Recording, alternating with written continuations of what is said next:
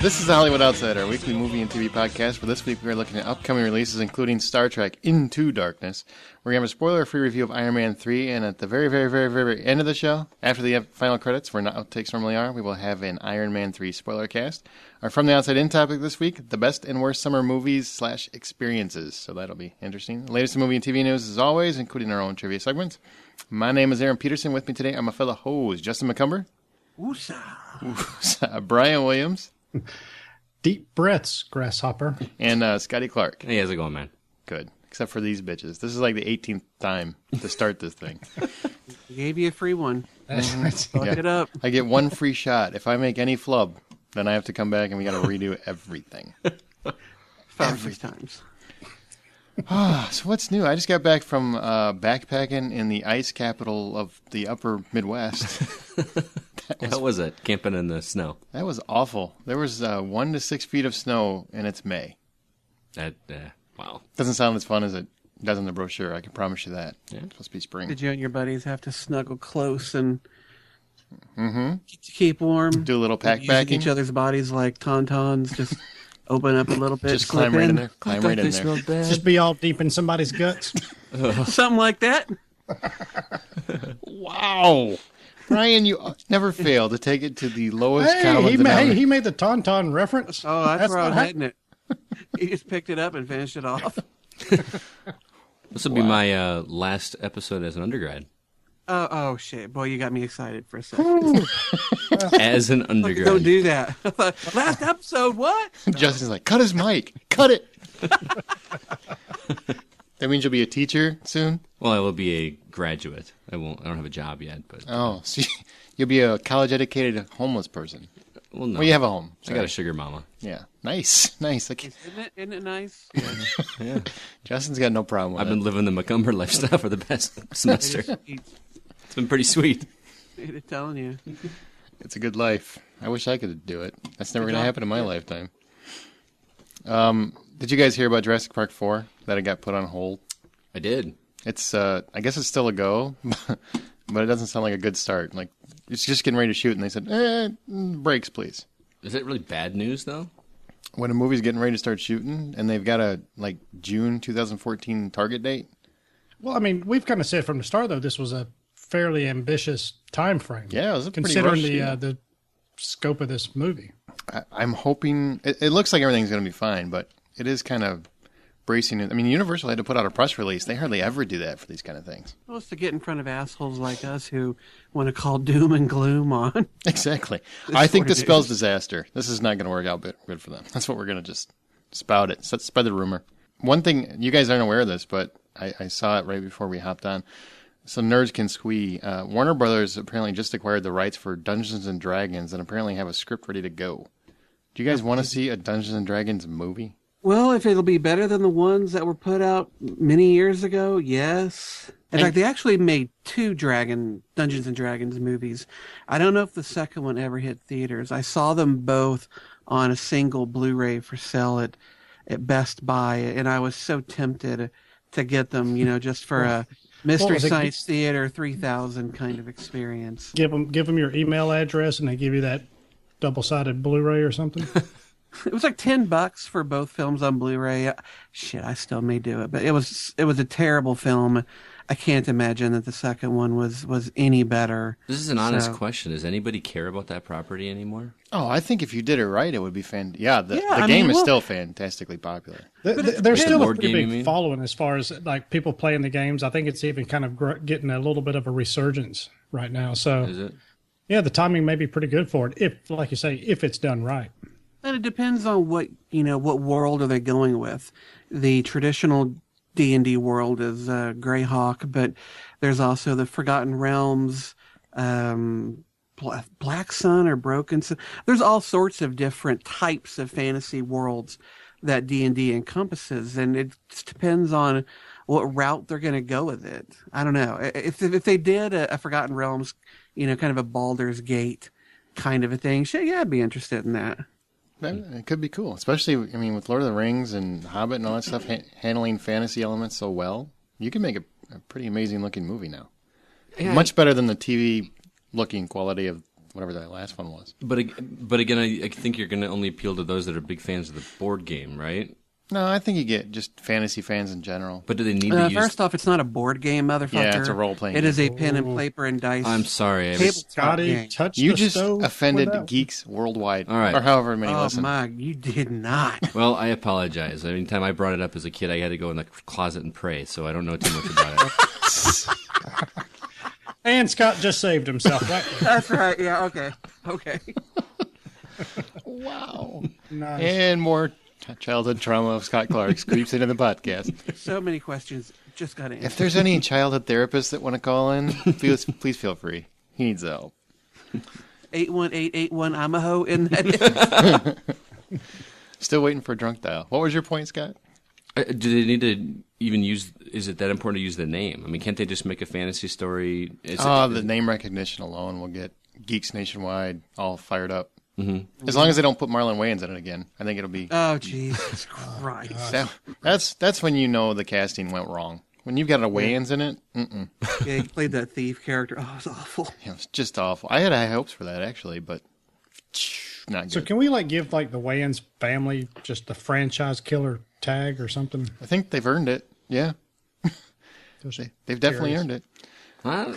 He was in G.I. Joe, and they brought that back. The second one was much he better. killed Yeah, it. he wasn't in it. And he killed it, and The Rock brought it back. That's what I'm saying. Like, he didn't destroy No, it. The Rock was basically a defibrillator.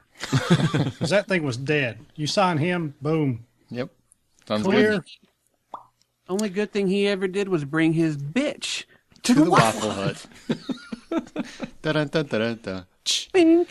Michelle Rodriguez accidentally confirmed a rumor as she spilled that Jason Statham will be in next summer's Fast and Furious 7. You think it's getting a little bit more awesome or a little bit more silly, Justin? A lot more awesome. Who put this delicious chocolate in my peanut butter? This is perfect casting, especially if he's going to be playing the brother of the villain in this current movie, the Fast and Furious 6, which is the rumor. If he's playing a villain, oh shit. He is a good bad guy. I could see that. Yeah. He could be an awesome bad guy, especially if they're keeping Vin and Dwayne Johnson in it. Oh God, I can't imagine the fight that would go on there. And I just hope they don't start doing this too much, because then you might as well just call it Fast and Expendables, whatever. Stallone pops up in the next one. Oh God, They'll probably driving have my a car. special estrogen-filled butter on the popcorn just with all the testosterone from that movie. just to counteract it. Yeah. Some people say, well, there's like 7 movies. For me personally, I kind of started at the 4th one, Fast and Furious, because I liked the first movie, but then Vin Diesel left and he came back in the 4th one. So those middle 2 don't count to me. So for me, there's not really 7 total, but there's just too many of them. I mean, Well, no, I like it. Don't get me wrong, I love the franchise, but it's like bringing this movie so close to the last movie. I mean, it's not Lord of the Rings. I don't need to see the continuation right away. Give me time to gas up the car. You know what I mean? Just don't bring it around again. Yeah, these aren't movies that I want to go buy the Blu-ray of and own forever. It's something that I'm only going to see in the theater. Well, that's where you're wrong. If you're going to have it. on Blu-ray. Yeah. The thing is, though, is that, with the first 4, they were much more about cars just going fast for whatever reason they needed to go fast. With the 5th one, they really kind of rebooted the franchise and took it from just these movies about fast cars racing to just a more broad general action film that happens to focus on cars. And I understand why you wouldn't want to change the title, because there's a lot of cachet and what's the phrase? People are awareness of the brand with Fast and Furious. So you don't want to get rid of all that by changing the name from Fast and Furious to, I don't know, The Rock and Vin Kick Ass. But it is such a tonal shift with number 5 that you almost kind of have to, 1 through 4, just, I wouldn't say forget they exist, but consider those part of a different series of movies, and 5 and 6 being the beginning of a new series. Just sharing. Yeah, I mean, those other movies, they just kind of got off track for a little bit. So with 5, hey, they're back on the interstate. So, and hauling ass on the Autobahn. Now they got tanks. That's nice pun, Brian. Nice pun. Well, it will be fun. I hope they have like a 3-way fight between The Rock, Vin Diesel, and Statham. That would be pretty fantastic. Oh, God, that would be awesome. Just think about it. It's like a woman and man's wet dream. Yeah. All wrapped up into one. Well, Tom Cruise is officially signed for Mission Impossible 5, officially locked down. Writer and director still not quite signed up yet. There's talk about Christopher McQuarrie, who directed him in Jack Reacher, which I think will be a good choice. But you're guaranteed at least one more mission with MI6. Are you happy about that, B, or you think it's too many? No, I'm thrilled about it. Tom Cruise is, I mean, we've kind of established that before, where he's basically one of the last movie stars, So I hope he crams as many of these kind of high-octane action movies basically in the short time he's got left. I mean, he's 50-ish, right? I mean, Yeah, isn't he? he's in his 50s, yeah. I mean, he's bound to hit a wall sooner or later in the next 40 years. So get it while the getting's good. I mean, the dude's awesome. He's in fantastic shape.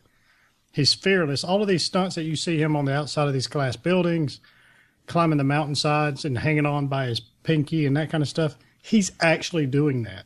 Do you guys want like the Ghost Protocol cast to come back?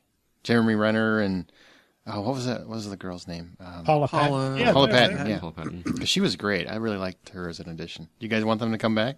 Yeah, I mean, because obviously Ving Rhames and stuff is really kind of too old.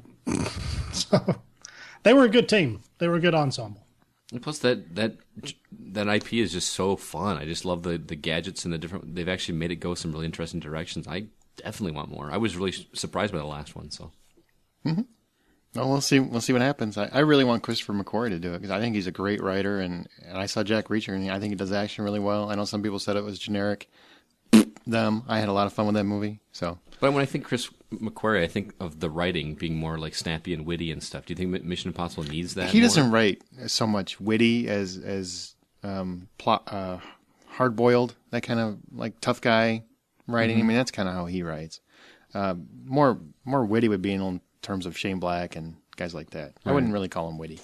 Okay. It's confirmed Men in Black producers have commissioned Oren Uziel. He wrote the forthcoming masterpiece in waiting, the Mortal Kombat movie reboot.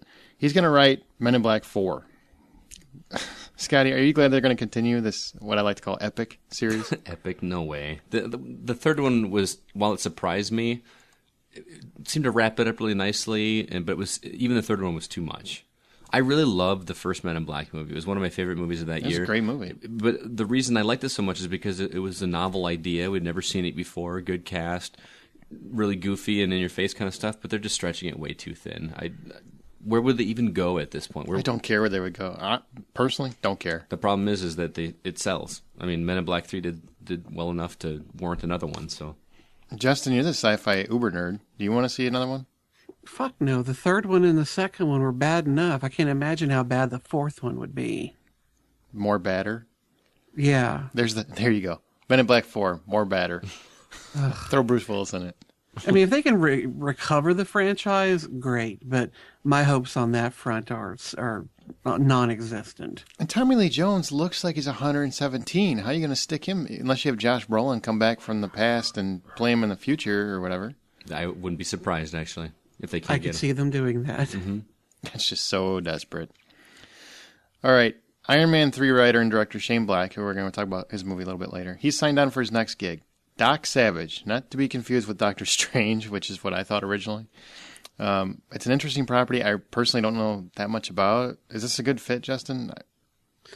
Well, Doc Savage is not a character that I'm overly familiar with. He was one of those characters that was really popular back through the 30s and the 40s and into the 50s. Let me give you a brief description of who he is. Doc Savage's real name was Clark Savage Jr. He was a physician, surgeon, scientist, adventurer, inventor, explorer, researcher, and, as revealed in The Polar Treasure, a musician. Apparently, a team of scientists were assembled by his dad to deliberately train him to be the uber-human, near-superhuman abilities, giving him strength and endurance, mastery of martial arts, a photographic memory, master of disguise, imitating voices. I mean, he's basically your all-around rich man adventurer type of character, and it's I think it was a character that was more fun back in that early period, but now we've got, everything from comic books and video games giving us these sorts of characters that we don't need, the uber white man here to be, in our midst anymore. But there are still people out there who are Doc Savage fans, and if Shane Black wants to do it, that's fine. I guess it makes a good fit considering how well he did with Iron Man 3, depending on your take, and we'll see how we all feel about that later. That sounds like a cool idea, and then I know a little bit more about the character. That could be interesting. I don't really know. I mean, he's obviously not taking a character that a lot of people are familiar with, so he can do a lot of things with it. I don't think anybody's going to object. No, just from reading the description of the character and some other things, it really just feels like one of those people who is created who's just too good. Where are the flaws? Where are his failings? What can he not do? I mean, read that description. He sounds like he could pretty much handle whatever comes his way. So then what's the danger inherent? Where are the stakes for this guy? We'll have to find out. Oscar snub director Ben Affleck. That's right. We can call him director now because that's really what he is now. He has his next film officially set. He's adapting the Dennis Lehane book, Live by Night. It's about the son of a police captain who finds himself involved in escalating waves of organized crime. What makes this one interesting is Affleck also adapted his Gone Baby Gone book, which obviously, we're all fans of. So, Scotty, are you looking forward to this as more of the new Affleck? I want to see more Affleck as a director, and he's obviously going to star in it too, it sounds like. I loved Argo. And that was like one of two movies I gave a perfect score to last year, but I haven't read this book. I don't know that much about it, but just the brief description from that, I need to know more information. It seems like another organized crime drama story. Granted, I remember really liking Gone Baby Gone, but I couldn't tell you specifics about.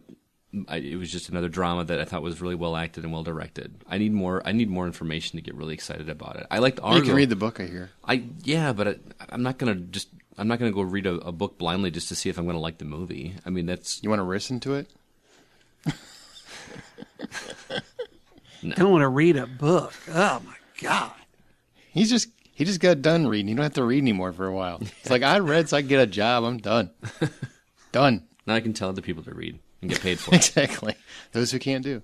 The rest of you guys, either one of you guys excited to see this? I like Affleck getting back behind the camera, but this sounds like he's going backwards. It doesn't sound like he's going forward. Why does it sound like he's going backwards? Does it take place in somewhere other than Boston? No, I'm sure it'll be Boston, man. It's got to be. Well, I don't mind if it took place in Boston again. I kind of like it when someone is so much a part of an area that they stick close to it, and you can kind of like Shane Black in Christmas Time. That's funny. Sorry, touche. I don't get it. Really? Shane Black has made 6 movies that all take place in Christmas. Yeah, all of his movies take place in Christmas. I hope you're not including Die Hard in that mix. He didn't write Die Hard. But it's like so no. Okay, that's all I'm saying. Like Stephen King in Maine, or now I'm coming up blank with lists of other people who kind of do the same thing. But M. Night Shyamalan. Well, in Philadelphia, when a place is so much a part of a person, I think the kind of film they can deliver in that place is probably more true to it than if I just wandered into Boston and tried to write a story or direct a movie. I don't know that place's true face. I don't know where the places that the locals know but not anybody else knows. Well, he's a local, so he knows, and he can bring probably a more honest representation of Boston to the screen. So why not let him keep working in an area that he can do that in? But as far as another book by this guy, if he can do as good a job with it as he did with Gone Baby Gone, then I'm all for it. I don't think it's a step back at all. He obviously loves this guy's work and has a passion for it. But there is kind of like this underlying current of again, I don't know anything about the book, but let's just hypothetically, it is in Boston. You got police captains and organized crime. It just sounds like a lot of plot elements. Cliches. That's not very different than a couple of other movies that he's done. Right. That's what I mean by step. I don't mean step back like he's hurting his career. It's just, Right. It seems like he's going, the movie that Argo seemed like a great step forward because it was very politically charged. It was a real deep story. There's a lot of tension. There's a lot of various elements that he hadn't tackled yet as a filmmaker, and he finally took it to the next level. And for me, this seems like he's going back to the smaller independent drama level. Mm-hmm. And this is kind of I've read a little bit more than synopsis, but it doesn't get much deeper than this. It seems very much to me like it's kind of a cliched story that we've seen 1,000 times before. Yeah, I would rather like see him go about do something different. Glittery vampire who falls in love with a human and fights werewolves. They're probably ready to reboot that, so don't push it. Don't push it. I'd like to see Affleck stretch his muscles in other areas. You know, maybe do a sci-fi film, maybe do a comic book movie. But the guy is really good at doing what he does. I'm not going to sit here and second guess his choices yet. And I agree with you. He is very good, and I don't want to diminish that in any aspect. However, I would like to see a touch more of maybe a Danny Boyle type take from here on from him. Really spread your wings what else and he can do. Take some different Danny genres. Boyle has not done any two movies that are even remotely close. I'll give you that. Yeah, Train Spotting and 28 Days Later. 28 Days Later. What's the Sunshine? Sunshine. Slumdog Millionaire. Slumdog. The the one with kid? He finds a lot of money, and he's like sees these Catholic saints and stuff. I mean, it's just he did 27 days or whatever it is. The James Franco movie, 127 days. So yeah, 127 hours. 100 whatever. I don't think he could survive there for He'd 127 be days. slow eating on that arm. Point being, there's a whole shit ton of movies that he's done that are all completely different. And I would just kind of like to see Affleck do something in that vein. Now I'm picturing James Franco gnawing on his arm for like 4 months. And finally, special effects pioneer Ray Harryhausen passed away this week. You probably don't know what his name is. A lot of geeks do, but a lot of people that are just casual filmgoers don't. If you've watched movies as much as we have, you see his influence everywhere. His signature pieces have been Jason and the Argonauts, as well as the original Clash of the Titans. Gonna miss him, B? Yeah, but in fairness, with full disclosure, I kind of thought he was already dead. I mean, it is sad news, and our family. memoriam would be awful. But it would be. Didn't he die already? God, I thought he died like 20 years ago. I'm not applauding. That son of a bitch died last year. But there's a lot of movies that he was responsible for the special effects for. He was a pioneer in especially the stop motion style, Clash of the Titans, basically every Sinbad movie that was made for probably 20, 30 years. And basically, and if you really aren't familiar with his work, just trust us when we kind of tell you that his sort of tree of cinematic disciples basically has a whole lot of branches. Mm-hmm. R.I.P. Harryhausen. I always want to call him Harry, like that's his name. Welcome to Brian's Trailer Park. 5 friends, 12 pubs, 60 pints. Oh, and a small town full of aliens with bad intentions. The fate of the world is up to Simon Pegg and the 4 buddies he's dragged back to their hometown to finish a pub crawl that was started, but not finished, 20 years ago. The only problem is some eye-glowing human killers are trying to wipe out humanity and stuff. So, and basically what is the last installment of his 3 Flavors Cornetto trilogy. Where'd you pull that from? Dude, I do research up in here, all right? Just not used to it. Go ahead. So, the name of the movie is called The World's End and is basically assured to be a bar-brawling, alien ass-kicking good time. Aaron, what'd you think about this one? I can't wait. Edgar Wright, Simon Pegg. We're going back to, Shaun of the Dead and Hot Fuzz. Yep. Really, we've talked about the movie before, and I had no idea there were aliens in it. I thought it was just a bunch of guys going on a bender, like reliving their youth again. That's what I thought it was. I had no idea. I was watching the trailer, and I was just surprised that there are aliens. Like, where'd I mean, when I'm the fuck guessing, did I'll be aliens honest pop with you, up? I'm guessing they're aliens. I'm not even sure what they are, but Or they have some severe retina disorder because they have light glowing out of their eyes. And mouths. And mouths, yeah. So they probably, something fatal. Yeah, it looks good. Though, because I am such a Doctor Who fan, I couldn't help but feel almost like this was some kind of a Doctor Who movie with all the English accents and kind of I'm not going to say cheesy aliens, but the way that they were presented in the trailer, they reminded me of some of the creatures from a various Doctor Who episodes.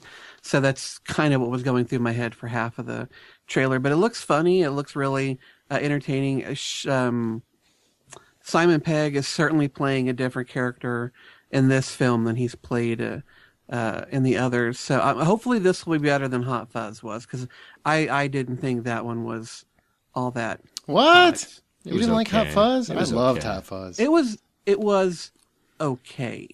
It was not Shaun of the Dead level. Goddamn, it had some slow. It had some slow moments. I would agree. It had some slow moments, but what it was aiming for, unfortunately, when it came out, it was kind of like hitting that target a few years after the fact. But I still thought it was really well done. Yarp.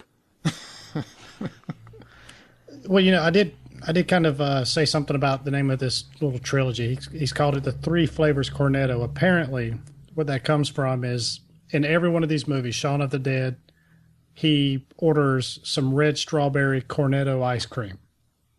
So the red is symbolic for blood and zombies and stuff. Hot Fuzz, he orders the blue original cornetto ice cream, which signifies the police element. So in The World's End, he supposedly orders green mint chocolate chip. So I don't know what that's supposed to be symbolic of. I guess we'll have to wait to see the movie. That's it. Dropping a little knowledge up in here. Anyway, World's End opens up on August 23rd. And basically in the ongoing theme for the end of civilization and the world, I guess, as we know it. Our next movie, Ender's Game, admittedly, I'm not very knowledgeable about, but I do understand it is a sacred tome in the science fiction community. The basic gist of it is, from what I gather, is a boy genius is basically bred to lead the international military when the next wave of hostile aliens called Formix decides they want to play the genocide card on us little old humans. Now, Justin is our resident sci-fi authority here, so I will ask you, my friend. Oh, boy. Just to wait 1 minute while I ask Scotty what he got out of this trailer. Nice job.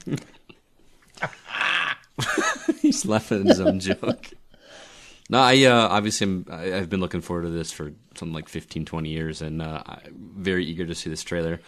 It looked a lot better than I was expecting. I wasn't expecting that high-quality CG and stuff, but I hate being that guy that says that things look so much different from the book, but the fact that the character played by Harrison Ford is like one of the prominent actors in this movie kind of bugs me a little bit, because he's not he's more of an in the background character in the books. Mm-hmm. Like, he has very little contact with the main character, and like he was. I mean, obviously he's the big star of the movie. I mean, he's the most popular actor, that kind of thing. Well, that's why he's in the trailer so much, yeah. Right. So I hope that when the movie actually comes out, they actually kind of stay true to that, because that played a big part in the book. That most of the interactions you see in that story were between the kids and the adults. And also, I mean, from what I gathered from a little bit there is that Sir Ben Kingsley actually is the one that does all the training to Ender. Yes and no. He's playing the character called Mazer Rackham, which he was basically a war hero back in the original when the first attack and all this kind of thing happened. But again, he does in the book, he doesn't even play a role at all until the final third of the book. Also, the opening shot of this movie bugged me a little bit, because you see this big swarming battle of what looks like American fighter planes fighting against huge swarms of aliens, a la Independence Day. One of the things I loved about the book so much that a lot of sci-fi fans don't is that you never see any of that in the book. It's always told like in past tense, like this happened, but you don't see any battles and that kind of thing. So I'm hoping, again, that's just like setting the story a little bit, without. I think they'd have to juice it up for people to get excited about it, right? Yeah, I mean, and they're throwing that in there to see some action and that kind of thing. So again, I don't want to be that guy that's like, oh, it's not exactly like the book and that kind of thing. But I've never wanted a movie from a book so bad because I love it's like my favorite book. But it still looks really good. I just think that the trailer is actually showing too much information from after reading the book, and when you see it, hopefully you'll know what I mean. But there's a lot of information given in that trailer. Well, we'll see what happens. I think it looks okay. I don't remember if I read the book or didn't read the book. I obviously didn't leave an impression with me personally if I did. But trailer looks like The Last Starfighter. So I was geeking out with some of the battle room scenes and stuff. I'll wait and see how it pans out. It's definitely one that it didn't make me. It's got Harrison Ford. It kind of paints him like as Han Solo because it's trying for marketing purposes. But it's not hooking me just yet. So we'll see what happens. The future trailers might be better. Right. Yeah, I mean, my 2 cents, I don't know the first thing about this before I watched the trailer, and I'm really not, my expectation's fairly low right now, gotta say. I mean, it really didn't grab me. It just kind of felt like a science fiction Twilight in a way, kind of a young adult book that was, turned into a movie or something. Well, and I get that because, again, you're seeing in the trailer a character hugging Abigail Breslin, and it looks like there's a love story going on there. That's actually his sister in the story. Awkward. No, I'm saying it's not. I'm saying it's not. That's Twilight. what down here. That's what we call a love story. Touche. I'm still stoked. It's one of my most anticipated movies of the year, just because I've been waiting so long for it. Well, I'm definitely going to be keeping an open mind about it. I'm just not overly overwhelmed at the first trailer, but looking forward to seeing a little bit more about it. But Ender's Game opens on November 1st. Now, these trailers are already on thehollywoodoutsider.com, so go check them out. You've got a shit ton of ways to reach us. Give us a call at 818-81-I'm-a-ho. Our email is feedback@thehollywoodoutsider.com.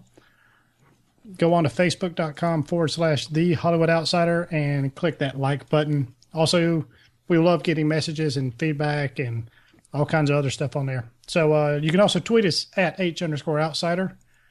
And don't forget, you can get your I'm a Ho t-shirts at thehollywoodoutsider.com. Stump the Ho. Each week, one of our hosts poses a trivia question to the remaining hosts in an attempt to stump their fellow hoes as well as you listening. This week, it's McCumber's turn. So, Justin, stump us hoes. All right, later on in this episode, we're going to be talking a little bit about Star Trek Into Darkness, the latest Star Trek movie. So my question is Star Trek related. You should be prepared for this. No, I was prepared for that, yeah. All right. Which actor in the original Star Trek television series was the only actor to appear in all 80 episodes? Was it A, William Shatner, B, Leonard Nimoy, C, DeForest Kelley, or D, George Takei? Aaron, I'll go with you first. DeForest Kelley. All right, Scotty. DeForest Aaron, Kelley. go again. If you DeForest don't get Kelley. it with one, you got 4 more guesses. Scotty. Well, I'm going to go with George Takei because if I say DeForest Kelley and it's right, I'll just be copying and won't That's get true. credit for it. Yeah, So. good call. That's true. You're known for that. Brian. Well, I'm going to say DeForest Kelley just because I like his name. So I know it's not William Shatner. All right. Well, this makes 3 questions in a row where I have stumped the hose. The answer is B, Leonard Nimoy. I knew it wasn't Shatner because they recast him. Yep. Or did a different character. Well, Christopher Pike was the original captain. Wow, so nice there you job. go. Leonard Nimoy is the only actor to have appeared in all 8 Star Trek episodes. And now the current Captain Kirk is Chris Pine. Wow, you reached on that one, Brian, but good job. Just saying. You Look get at a there. cookie. They're connected somehow. It's in your email. Your cookie's in the mail. His Now- name's Rhyme, and I'm a poet, and I know it. You sure show it. Now let's go to the big screen where, really, Iron Man 3, that's the movie this week. Now we're going to give you 0 spoilers, so don't worry, we're not going to spoil anything. We will have a spoiler cast at the very, very, very end of the show. I want to make sure to tell people that because some people think that we're going to ruin the movie. We're not, promise. So Justin, what is Iron Man 3 about? All right, well, Iron Man 3 picks up a little while after the Avengers, and we find our beloved Tony Stark suffering from a little bit of post-traumatic stress disorder. Mr. Goatee is having trouble sleeping, and so he spent a lot of his time down in his dungeon of technology creating suit upon suit upon suit. Meanwhile, Pepper Potts is maintaining her role as CEO of Stark Industries and now taking business meetings with a former rival of Tony Stark's, though Tony doesn't realize it at the time. Interestingly enough, the film starts off in 1999, where Tony's at a party. We get an actual little cameo from a character from the first Iron Man film, the Middle Eastern fellow who helped Tony Stark develop the armor made a brief appearance, which I thought was quite funny for the one little moment. And then Tony meets up with Guy Pearce, and that sets the stage for what's to come. The story on this one I felt like was a little bit stronger than the previous two Iron Man films. So let's go ahead and start there. What did you guys think about the story on this, especially given that it's following the Avengers and what happened in that and what he had to deal with? Do you think they handled this well, or do you think it went a little too comedic sometimes? I don't think it necessarily went too comedic. I think that's kind of one of the trademarks of the Iron Man character. I did like that it focused more on Tony Stark himself than it did just, okay, Iron Man has a new suit now. He's got to fight whatever. Name the villain. Mm-hmm. Some big bad villain that he hasn't fought in some of the other movies. So it just didn't feel like it was, it felt a little bit refreshing. It felt a little bit like they were trying to kind of break away from the just cookie cutter. All right, this worked, that worked. And okay, we're doing it a third time. So I personally like the more intimate, personal story about Tony Stark, who, I don't know if I can even say it, but really doesn't spend a whole lot of time in the Iron Man suit. I think you can say it. It's very similar to the Dark Knight Rises problem that you got a Batman movie without Batman. Yeah. You got an Iron Man movie without much Iron Man. I did like that they let Tony Stark find himself. I liked it a lot because, like Brian said, they were taking a different approach to a threequel, which, any other time you see a third movie, I mean, they're doing the same thing they've done 2 times before. I give them credit for that. I just thought, they're letting Tony Stark find himself, but the metaphors about him and his suit, and does he fit the suit, or is the suit the man, or whatever, finding himself, that whole thing got a little bit heavy-handed, I thought, and the middle of the film really drags because of it, I thought. Mm-hmm. But I really liked that they tried something different. Really liked the expanded Rhodey's role with the Iron Patriot, which is the Iron Man spinoff, I guess. The main villain proponent, Extremis, I thought that was a silly endeavor that never sticks with any real logic. But the dialogue, extremely clever throughout. I mean, that's obviously part of the story, and how it's written is not. It's not written like a superhero movie. It's written like a thriller, really. Mm-hmm. I mean, it's written more almost as a buddy cop. Yeah, buddy cop character thriller. That's what it. Definitely not like the first two Iron Men. Definitely not like Avengers. Mm-hmm. Well, that makes sense. I mean, Shane Black did write Lethal Weapon 2, The Last Boy Scout, Last Action Hero, Kiss Kiss Bang Bang. So the guy definitely knows what it is to write a film where you have 2 strong male leads, both of them kind of playing off each other. For me, I didn't think that there was really a slow moment in the film. You think the middle dragged a bit. I didn't think it dragged at all, and I think most of that is due to the charisma of Robert Downey Jr. Even in those moments that could have been slow in someone else's film, his charisma, his humor, and his acting ability carries it through right along with Shane Black's dialogue. It's snappy. It's got a great pace to it. It's surprisingly much funnier than the previous films were. And I was never once bored. There are some inconsistencies as far as Extremis and what it allows people to do, but I liked that finally we're getting a film where the hero has to reflect on what he's done and what's happened to him. And most of these movies, you really don't see that happen. They kill a bunch of people, go through some harrowing events, and then the next day they wake up like it never happened and they're ready to go at it again. He almost died. He went into space. He nearly got nuked, and that has affected him, and I liked seeing that play out.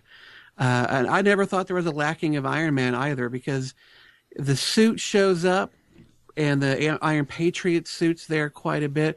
I still felt like there was quite a bit of Iron Man technology involved, especially at the end, which we won't spoil. But if you see in the trailer, you know some suits show up. I agree with most of what you're saying. I do think there was some slower parts, particularly at the beginning. Not the very beginning, but after the initial sequence went through. There's just so many things that I didn't think were explained very well. And a lot of yeah, I mean, and a lot of things just didn't make sense or were very completely distracting to what the overall theme of the movie was. It was supposed to be a much darker take on Iron Man, and there was a lot of comedic elements which I understand are prevalent in the Iron Man mythos, if you want to say, but there were some that were just so from left field as far as trying to really reach for that gag that just felt a little bit out of place, and sometimes. And another thing is the pacing just seemed really weird to me. It had ups and downs all the way throughout the. That's why I think it lagged in the middle part, just because it seemed to. It got really confused what kind of movie it wanted to be at times. Mm-hmm. Yeah. Yeah, I never got that, but I guess I don't know. I don't know why my experience was so different, but I don't know why you think there's a lot of Iron Man, because he was not in the movie that much. The suit shows up in various ways. I think if you totaled it, there's probably 15 minutes of Iron Man in the whole movie. Of actual Iron Man, there's probably 15 minutes. Maybe, but do you want the film where you're constantly getting beat over the head with that one Iron Man suit? in the Iron Man movie? Yeah, a little bit. Yeah, that's one thing I definitely do want. Yeah. No, I think when you get too much of that, then what you do get becomes a little ho-hum, because, oh, well, there's the suit. He's going to save the day once again. There's really no stakes involved. But in this film, because he doesn't have that suit on him constantly, he's having, Stark is having to react and work on his own. The one saving grace for this movie versus Dark Knight Rises is Robert Downey Jr. is 5 times the actor Christian Bale is, in my opinion. And anytime he's on the screen, no matter what he's doing, whether it's comedic, dramatic, whatever it is, he's 5 times more interesting than Christian Bale is. Mm-hmm. So missing Iron Man a little bit and filling him with Iron Patriot's not really the same thing to me. Anytime he's on scene, he's far more interesting, so you don't lose me as much. Where Christian Bale would lose me for long periods of that movie just because he was boring the crap out of me at times. I get what you're saying, and Robert Downey Jr. definitely carried the movie. No complaints about his performance. He's fantastic. I just think it definitely lulled a little bit. All right, well, that was as good a transition to get away from where you're wrong as anything. Yeah, Robert Downey Jr. was fantastic as Tony Stark, and the guy, you can tell when he's on screen, he is this guy. He is embodying him in almost every sense of the word. I liked Don Cheadle. I think he does a good job as Rhodes. I still miss Terrence Howard, unfortunately. Is he like jacked up on roids or something? Because he definitely looked a bit tougher. Yeah. in this film, and they actually have to use a handgun as opposed to repulsor beams all the time, and he actually looked convincing doing it. But I do mince Terrence Howard a little bit. But really, I enjoyed Guy Pearce and his mullet. I thought both of them did a pretty good job. Yeah, and let's not leave out Ben Kingsley. I really enjoyed his character and the turns that character took. Yeah, the way they wrote the Mandarin, I mean, he played every inch of that perfect. He nailed his part. I don't think some people are being ridiculous and comparing him to the Joker, but he's definitely not that good. But him and Guy Pearce, both fantastic. Gwyneth Paltrow. I will say real quick about the Mandarin. His Mandarin voice is a bit annoying. A little theatrical at times. A little over the top. Over the top. Gwyneth Paltrow. It was less Paltrow. over the top than it was in the trailer, though. It's about the same. You'll never see. Well, in the trailer, his voice was much more in the front, whereas mostly in the movie, when you hear him reading those lines, it felt like it was pushed a little more to the back so that the visuals were carrying it through a little bit. But that was just kind of my impression. I thought it sounded exactly the same. I didn't really see a noticeable difference. I didn't see much difference there either. But Gwyneth Paltrow, she brings the heart of the movie. Still does. I think anytime she's on, your heart just gets a little bit, aww. She does it great with that role. Don Cheadle, I agree with you. Terrence Howard was better. I like Terrence Howard better. He had a different kind of way to play it. He didn't seem just like Don Cheadle, which is all Don Cheadle seems like. Terrence Howard has more of a military bearing than Don Cheadle does, and that's something that you just about can't. Yeah, that's almost something that you just about can't act. No, he's got a presence that says, I'm a military colonel, whatever the rank you want to throw in there. But he just has that way he carries himself just says that, you know what, I'm in the military. Yeah. And Don Cheadle, as great of an actor as he is, I just don't feel that with him. Mm-hmm. I've never thought Don Cheadle was a great actor. A lot of people speak highly of him, and I have no qualms with him, but he seems very much like Don Cheadle in every movie to me. I don't see great stretches from him. Terrence Howard, I think, can play a lot of different things, and plus, he's just cool as hell. Yeah, I'm sorry. But who I really liked, Jon Favreau. Happy Hogan. They finally expanded his role because he's not directing this time, and I thought he was great. Yeah, he was. He's probably one of my favorite characters in the movie. But in terms of Robert Downey Jr., to me personally, best casting of a comic book character yet. I haven't seen anything come close to it, and this includes you, Christopher Reeve. I think Robert Downey Jr. he just is Tony Stark because I truly think in real life he is Tony Stark. Or at least he believes he is now. He's got enough money to be. Yeah, he's pretty close to a billionaire. So you can't cast that role any better. Well, as far as the production quality on this one, whether we're talking about the special effects that went into it, the stunts, and the direction itself as well, what did you guys think of this? Is this the best looking of the Iron Man films? And did you think Shane Black's direction, how did it compare for you to what Jon Favreau had done with the previous two? I personally think you could have called it Kiss Kiss Bang Iron Man. That's what I think you could have called it. It's way too heavy on the Shane Black buddy cop physics. That part took me out of it. It's hard to say that without it sounding like I'm saying I didn't enjoy it. I really enjoyed the movie. It just doesn't feel like an Iron Man movie for a lot of the movie. Mm-hmm. At one point, it literally becomes Lethal Weapon. You see Rhodey and Tony Stark run around with guns, and it just totally took me out of the movie completely. Don Cheadle's like, I'm too old for this shit. That's what exactly. That's what I was expecting. And there's a tanker involved. Yeah. The end the whole setup of the climax, and I won't go into what it is, but it's very 80s action movie. I mean, it's like an 80s action, minus the giant robots flying around. It's pretty much an 80s action movie. But that stuff was fun to watch. Oh, yeah, it was fun. It was definitely fun. It's definitely a fun movie. It's a good start to the summer as far as like just sitting back and enjoying that kind of stuff. Really fun action sequences, I thought, outside of the buddy cop stuff. But I think this is probably another one that was slotted in the summer blockbuster calendar.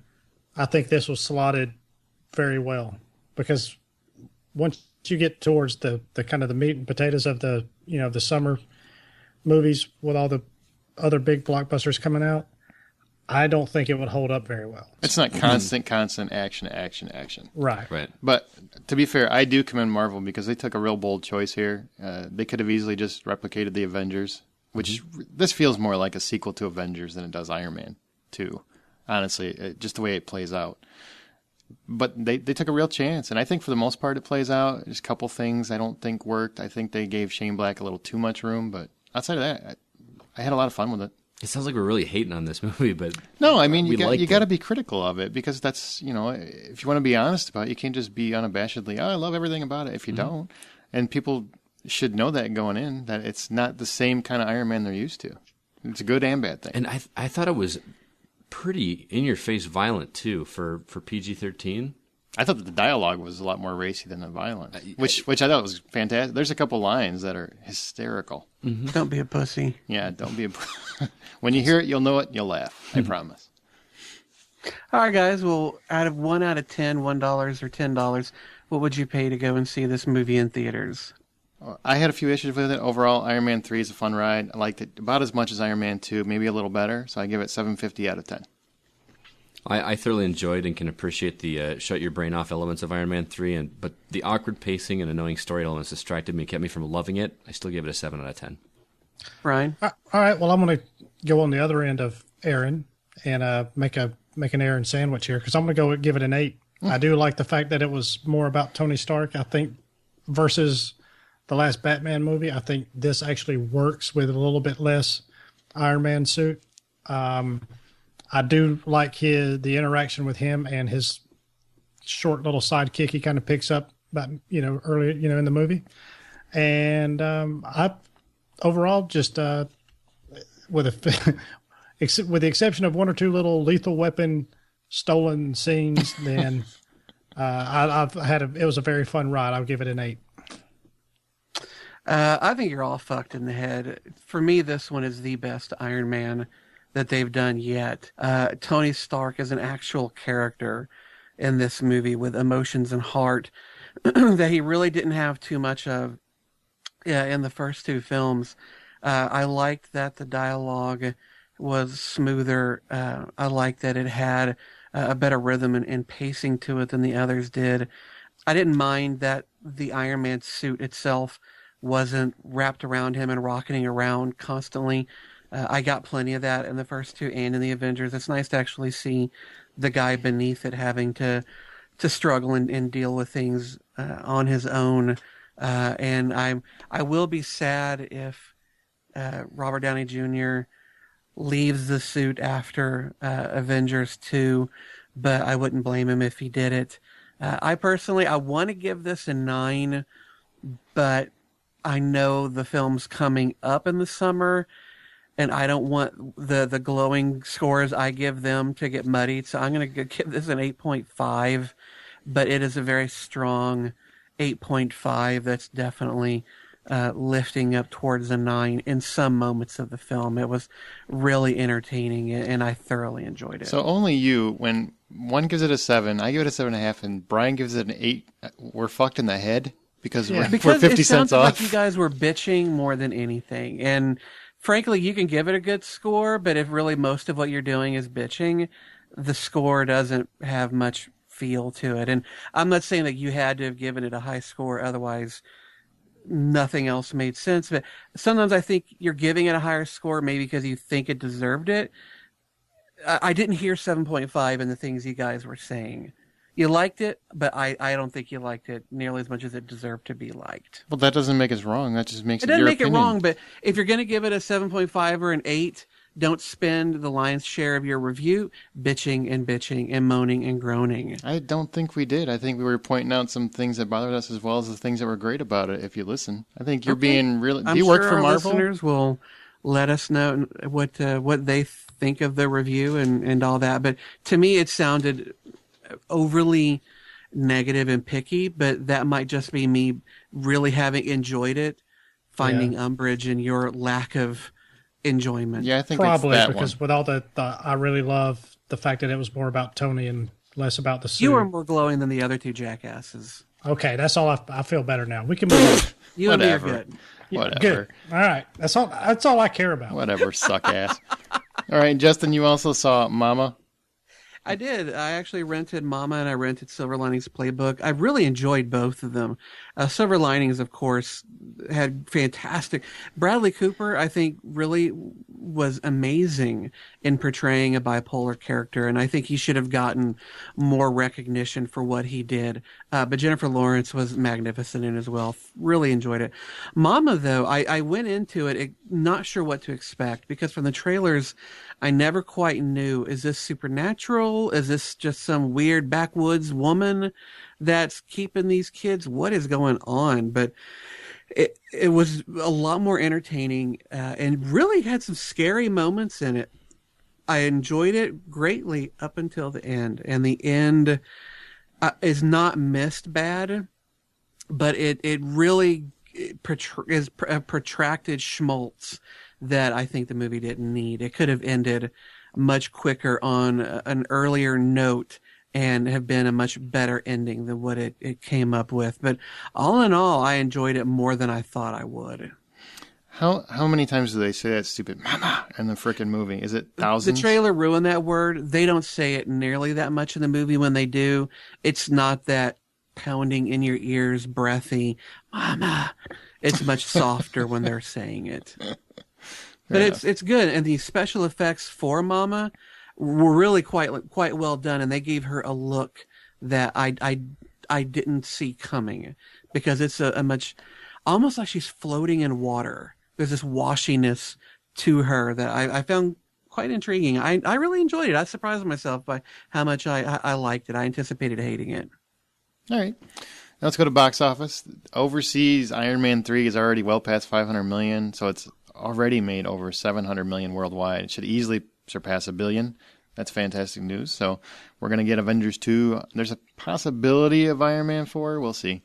But opening in America, $174 million for Iron Man 3. Fantastic. Second biggest opening ever. The one thing that they don't mention is that it had like $15 million from early Thursday night showing. So apparently the weekend starts like Thursday night now. Eventually it'll probably be Wednesday afternoon. I don't know when exactly you constitute starting on Friday, but yeah, I mean the Thursday night at midnight made sense because okay, technically you're into Friday, so you're squeezing in that extra little bit. But now that they're starting them at 9 o'clock or whatever, it doesn't seem fair to count it as the weekend. It's bullshit. Okay, we're on the same page with that. Yeah, I think it's bullshit. They should only count from midnight on. I understand when you count midnight grosses because technically that's Friday.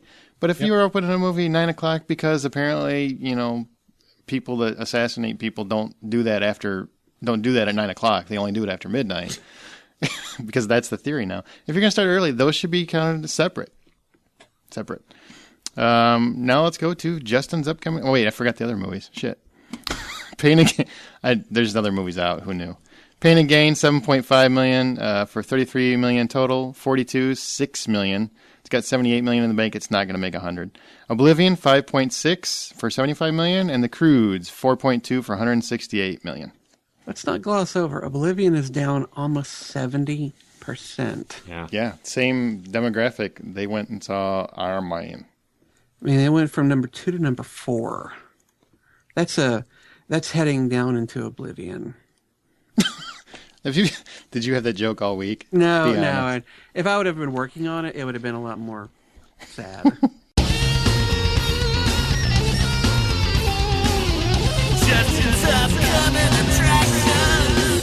All right, well, luckily this time we only have 2 films to talk about, and one of them is opening in limited. When we get to the second film, you'll understand why everyone else is staying clear of this weekend. 2 films opening up on May 17th are Black Rock and Star Trek Into Darkness. Now, Black Rock is opening to a limited release, and this is a horror thriller directed by Katie Aselton, who's a woman known mostly for television acting, and it's based on a screenplay by Mark Duplass, who also wrote films like Jeff Who Lives at Home and Cyrus. He also happens to be her husband. The film started as a Kickstarter campaign that was asking for $20,000 and ended up getting $33,501 from 121 backers. So they had a successful campaign and ended up making the film. So good for them. Maybe next time they'll ask for $2 million because that seems to be the going Kickstarter rate for a film. This film actually premiered back in January 1st of 2012 at the Sundance Film Festival. I could not find out what's taken it so long to now be coming out, nearly a year and a half later, but here we are. Black Rock stars Katie Aselton, Lake Bell, and Kate Bosworth as 3 friends that reunite after years apart on a remote island. On the island, they run into 3 hunters. The 2 groups are initially friendly, but things grow tense after the 3 men mention that they had been dishonorably discharged from the military while serving in the Middle East. Relatively unperturbed by all that, Sarah wanders off to have sex with Henry, but changes her mind partway through. In an attempt to stop what is now a rape, Sarah accidentally kills Henry, which prompts his 2 friends to stalk and hunt the 3 women. Of course. So this sounds kind of like your little hiking trip this weekend, doesn't it? It does, very similar. Aaron, the jokes are a little bit too easy for you, and Brian, yeah, there's some pretty low hanging fruit there too. So I'm going to go ahead and go to Scotty. Bro, does this Black Rock sound like a movie you want to see, or will flashbacks from past man-packing trips with Aaron keep you out of the theater? I have never been man-packing with Aaron. I only went to Hawaii with him, so... Yeah, that's you not didn't pack gay. any man there either? No.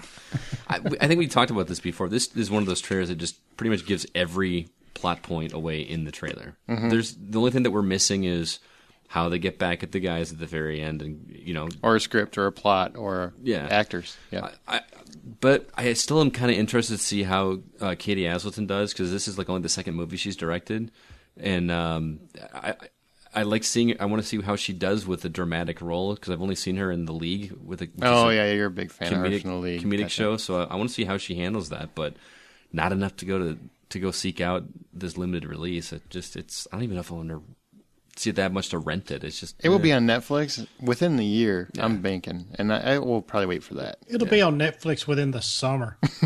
Probably, man. Probably. It's been postponed. It's been put off. The trailer looks okay, but it's not go to a theater and pay $10 okay. Mm-hmm. You know, it's just meh. Meh. I'm pretty sure it'll make money. If did it really only cost $33,000 to make? Well, I'm sure. Well, that's what they got. I'm sure it probably took a little more than that, but I'm not sure exactly how much. But if they're releasing it the same weekend as Iron Man 3 is still going to be strong, and then you got the other one coming out that Justin's going to talk about, they're basically just pitching it off. They're throwing it off of Black Rock. Wow. You guys in your like you can talk, Justin. Like Brian said, why don't you leave the joking to the professionals? All right, second film. Really the only film we should even be talking about. Star Trek Into Darkness. This is a science fiction action film directed by J.J. Abrams from a screenplay written by Roberto Orci, Alex Kurtzman, and Damon Lindelof. Chris Pine reprises his role as Captain James T. Kirk, with Zachary Quinto, Carl Urban, Zoe Saldana, Anton Yelchin, Simon Pegg, John Cho, and Bruce Greenwood reprising their roles from the previous film. Benedict Cumberbatch, Peter Weller, and Alice Eve round out the film's principal cast. After being called back home, the crew of the USS Enterprise find a seemingly unstoppable force which has attacked Starfleet and left Earth in chaos. Kirk and the crew of the Enterprise are tasked with leading the deadly manhunt to capture the party responsible and settle an old score.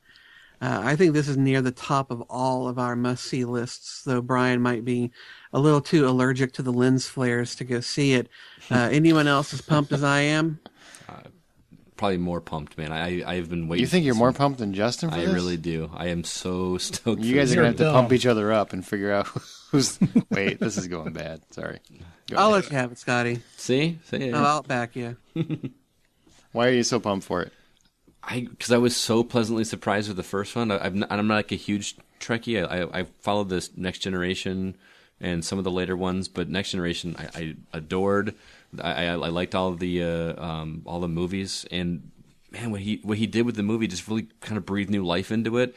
And I've recently, on Brian's recommendation, started watching Benedict Cumberbatch in Sherlock, and I'm just he's so good. Isn't it good? And wait, Brian's recommendation? I've recommended it like 45 times before that. Yeah, but you watched Psych, and that kind of... Yeah, but here's your recommendation. Hey, you should watch this. It's pretty good. Well, what's wrong with that? All right, I had more passion behind it. Shut up. You like Benedict Cumberbatch? He just looks awesome in this trailer. He looks so... He looks like a solid, very satisfying villain. Absolutely. He really does. He really does. It's I've seen that trailer so many times, and I never get tired of it. I cannot wait to see this film. I know, Justin, for whatever reason, you can't see it or choose to ignore it. It just doesn't bother me. But the lens flare usage is way over the top. And I just watched that trailer. I counted 20-something times that there was lens flare. just because we had talked about that, and I'm like, I got to count it. And I'm like, bzz, bzz, bzz. I made that noise every time I saw it. Yeah. I mean, what was it? There's an awesome app for the iPad called Action FX where you can film something and add these special effects into it. It's fantastic. Now they've got an update that's actually got Star Trek stuff. So on the opening thing of the app, you've got the little banner at the bottom of it that says now available Star Trek apps, and it's just flashing lens flares left and right. And I just look at it, and I will pull it up just to laugh at that. I do think it's one of those things. I mean, it doesn't bother Justin, but he's not denying that it's not there. He just doesn't bother him, and I get that. It's noticeable. It's very noticeable, but it doesn't bother me. It doesn't really bother me. It bothers me the times where Brian's talking about it, where they're just standing in the bridge and there's no reason for it. It just randomly pops up, or they're in a cornfield and suddenly you have a lens flare. I don't know why that's necessary. Sorry, it may be red corn. but it doesn't fucking glow. Yeah, but that's like complaining about explosions in a Michael Bay movie. No, it's not either, because something is blowing up. But when you've got a man and a woman talking in a dining room, you don't need lens flares on the freaking chandelier that's hanging above them. Oh, that's funny. But why are you excited to see it? Because it just looks fucking awesome. It's the lens flares that do that. Oh, God, I swear. Justin, I love you. You know this. And I am going to kick you in the neck when I see you. Okay. Just, it's just, these are very fun movies. J.J. Abrams is just doing a fantastic job with this franchise. And it's this one, while the wait has been a little longer than what I wanted it to be, it looks like it's going to be worth it. As I've made it well known, I'm a very big Benedict Cumberbatch fan, and I just can't wait. A couple more weeks. I think it looks like it's going to be a great movie. If it's anything like the last one, I really can't wait to see it. I think the trailer's done everything you can do. I don't want to know how much it ties in to the previous Trek films. I assume it's going to stand alone, but I know that it ties into the previous series or films, one of the two. So hopefully that'll be explained, because I'm not going to remember that. I'm not a huge Trek fan, so I don't know if that's going to be a factor or not. And I will, sorry. No, that's all right. It just hit me. Somebody that really doesn't get enough credit for and he's got a background role, but that's Carl Urban in his McCoy role. Mm-hmm. He just, he nails that. And he really does. He's not really that kind. Most of his roles, he's not really that type of character. He's a tough guy. He's usually more the Kirk guy. Mm-hmm. Yeah, he is. Yeah. You know, and it's nice to see him with the sarcastic, tongue-in-cheek type of humor stuff, and it's he definitely kind of adds that little extra something to it. So, and I think they have a great cast in this movie. I mean, they've assembled. I think Chris Pine nails Kirk. Was it Zachary Quinto? What? Not literally. I'm sorry.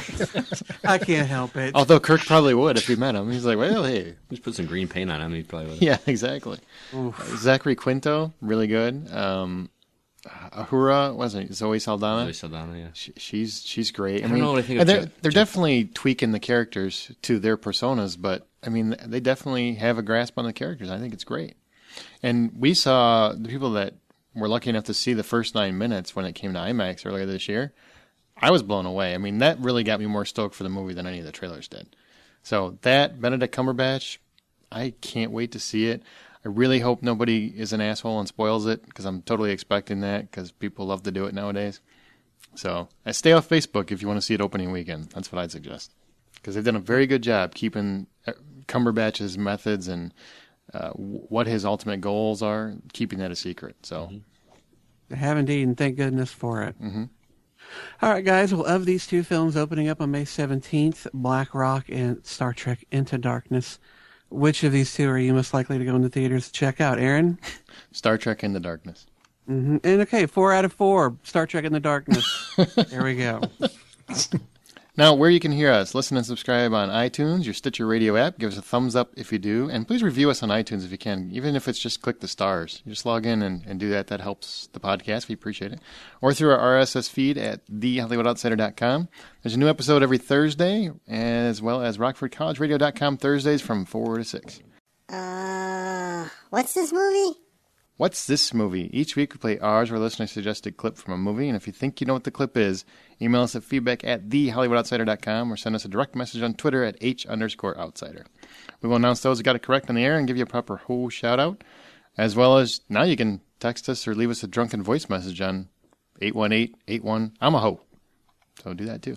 Last week's answer, it was my choice. It was Pulp Fiction. I think that one was pretty... Is it going to take 10 minutes to rattle off everyone who got that one right? No, not really. Michael H. These are they got it correct. Michael H., Ashley, Scott M., Mike B., and Sean M. So congratulations, guys. This week it is Scott's turn, so if you think you know what it is, let us know. Here's your clip. If you have a milkshake, and I have a milkshake, and I have a straw, there it is. That's a straw, you see. Watch it. And my straw reaches across the room and starts to drink your milkshake. I drink your milkshake. I drink it up! All right, now let's go to the couch. We're talking about TV and home video news. And we've got no TV news. So let's go to DVD and Blu-ray. Yeah, no, right? Let's go to DVD and Blu-ray, Scotty. Okay, we're looking at the releases for May 14th. First up, Texas Chainsaw 3D, which none of us saw, probably for good reason. But, young woman travels to Texas to collect an inheritance. Little does she know that an encounter with a chainsaw-wielding killer is part of the reward. I hate when that shit happens. Yeah. Remake of the movie from back in the 70s, I believe. I think it's like in a sequel or extension or reboot. I don't even know what it is anymore. Next up, Cloud Atlas, an exploration of how the actions of individual lives impact one another in the past, present, and future, as one soul is shaped from a killer into a hero, and an act of kindness ripples across centuries to inspire a revolution. You can check our reviews of that on episode 66, where Aaron gave it a 7 out of 10, and Justin gave it a 20 out of 10. I'm actually really looking forward to seeing what all the hubbub is on that one. I remember that. If out of 10, I would give it a 20, I think. Well, it's been available on iTunes for a couple of weeks, and it's been so hard not to wait for the Blu-ray. Well, you want your physical copy. Then So You're hard gonna to get. wait. You don't want to pay for it twice. Mm-hmm. Right? Yeah. I mean, It's like Vegas all over again. Yeah.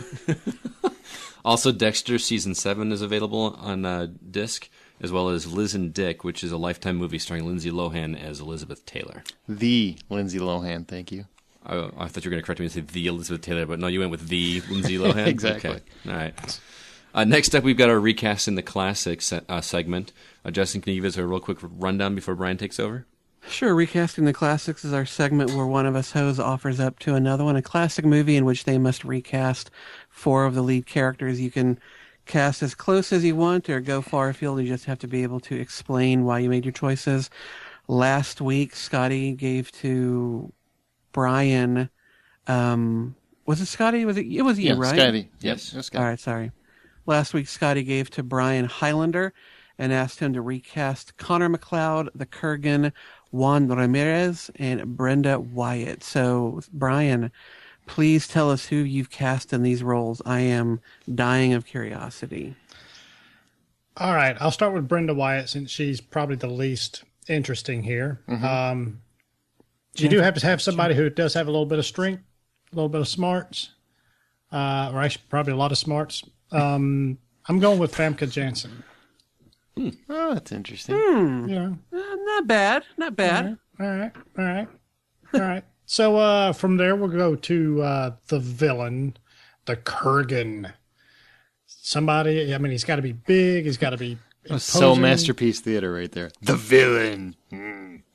I will. Okay, I might be kicking Justin in the neck, but I'm stabbing you in the neck. I just want you to know that. So, Damn it. this guy's got to have. He's got to be somewhat scary. He's got to be very large, very imposing. So I'm going to go with one of the guys that you guys love from Magic Mike, and that's Joe Manganiello. Manganiello, the guy from True Blood. So you want the choice. Kurgan to be shirtless most of the movie. That's what you're saying. He could be. Yeah, he could be. I mean, he's He's a big dude, too. yeah, he's big. And he's pretty scary looking. All right, not bad. Not bad. All right. So Juan Ramirez, blah blah blah blah blah blah, whatever his full name is. This guy's got to be kind of charming, a little bit older. He's got to have that mentor type of character. That was played by Sean Connery in the original, Sean right? Connery's role, right? I really wanted to switch this up and do somebody else and do a Anna different Kendrick. ethnicity, but I'm actually going to go with Jeffrey Dean Morgan. Hey, I like that. That's good. So I like Anna Kendrick would have been better, but whatever. I hate you. All right. So the big one, Connor McLeod. All right. The movie is Highlander. He's Scottish. That really kind of limits things. So I didn't Jeremy really Renner. Didn't really Do it.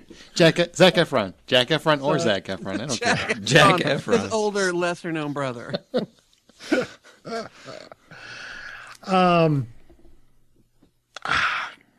I All right. You can plan these out before the show. You don't have to decide right when we're recording. No, I don't, because honestly, I'm actually torn between two people for different reasons. One, the guy is actually Scottish, and I think he would do pretty good. Kevin McKidd.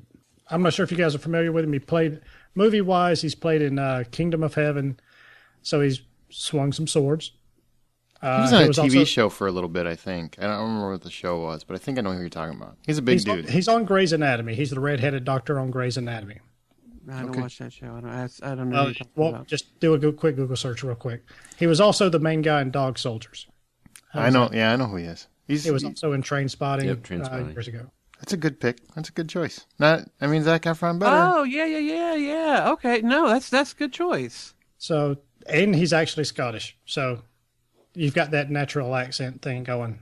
Nice job, Brian. Now, who gets the next one in 2 weeks? Who's getting what? All right, in 2 weeks, Ryan's gonna give it to me. I'm giving it to you, Big Daddy. Finally.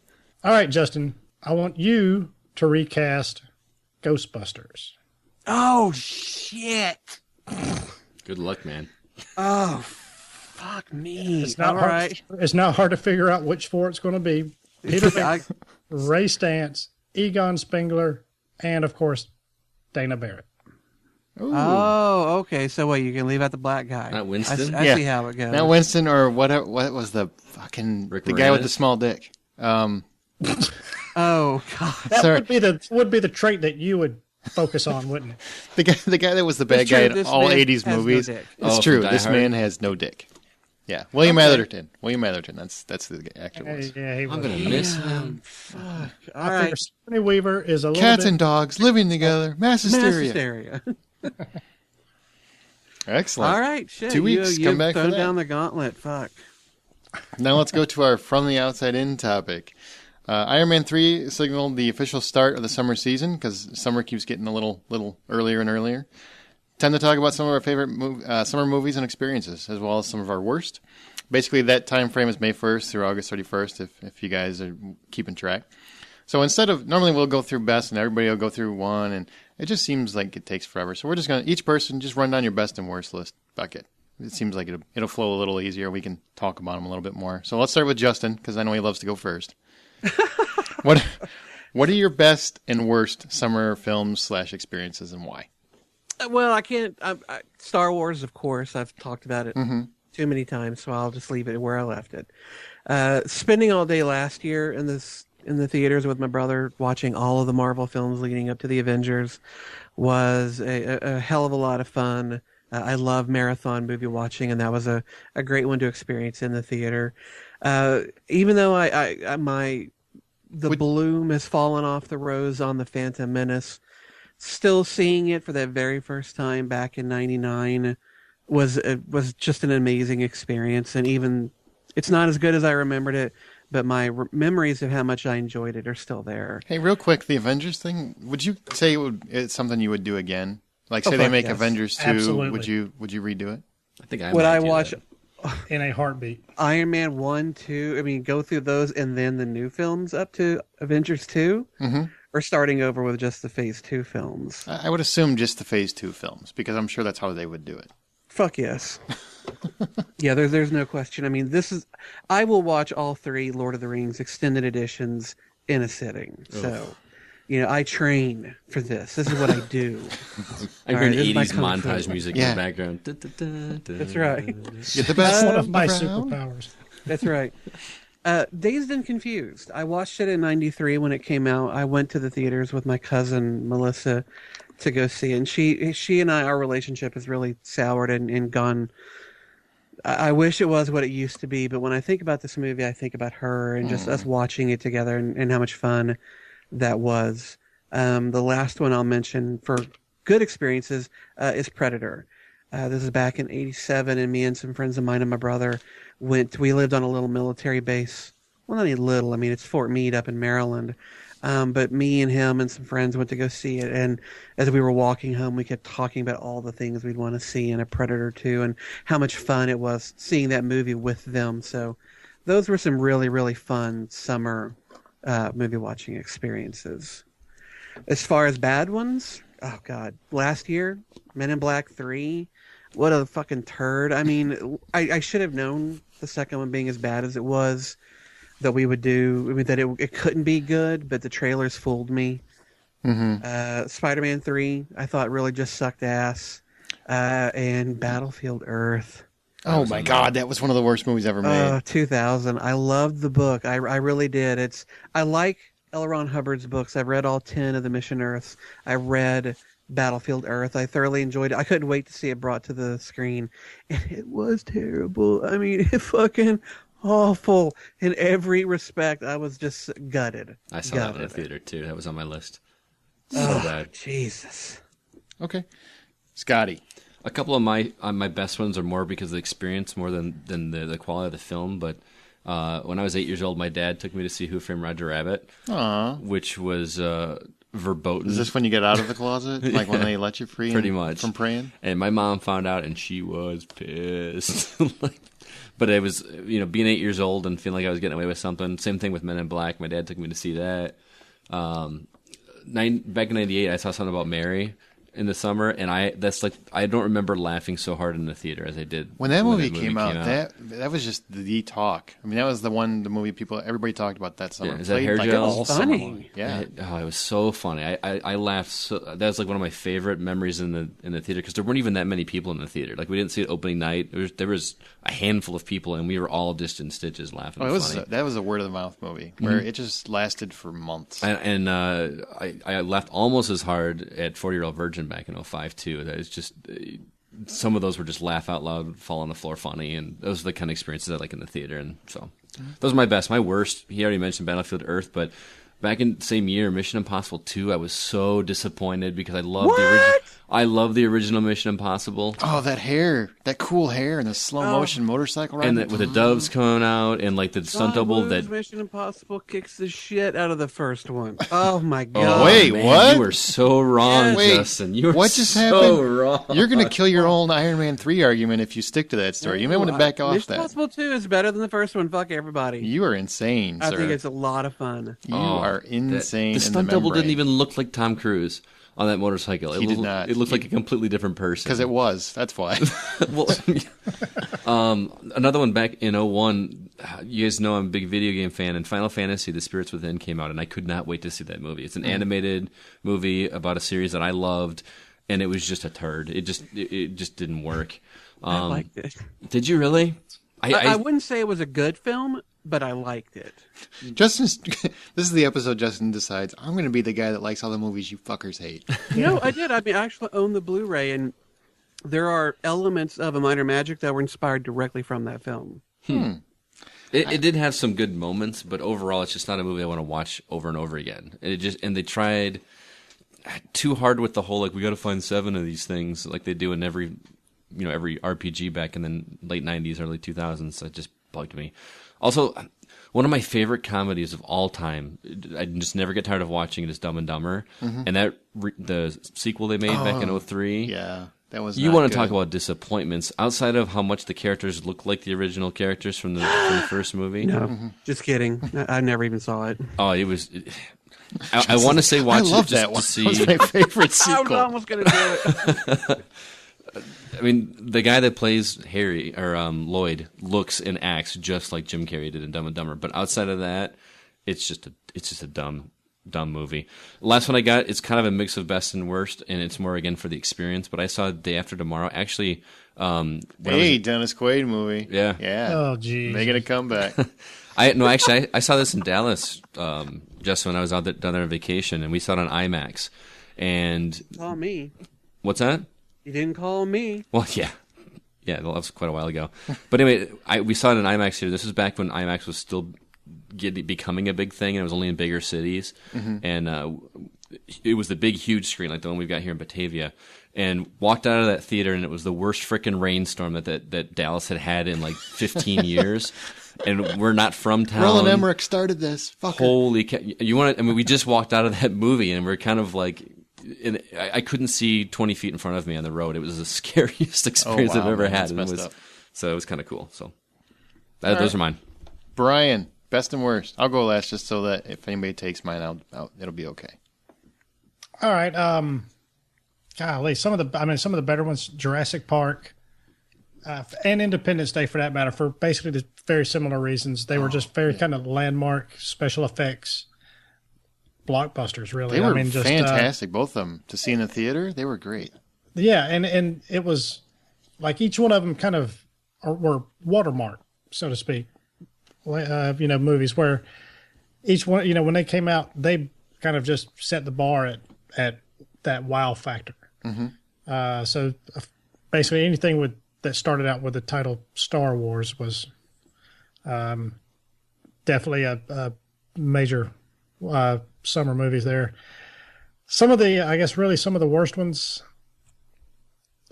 Speaking of Star Wars, Episode 1, The Phantom Menace. Yeah. I'm sorry. There was, if ever there was a kick in the nuts as far as expectations versus what you got back, it was that one.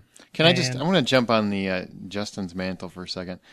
When it comes to Episode 1, even though I don't think it's a good movie, it was a great experience for me because my kids loved it. Mm-hmm. They absolutely loved it. They were giddy as shit, bouncing off the walls. They thought it was just fantastic.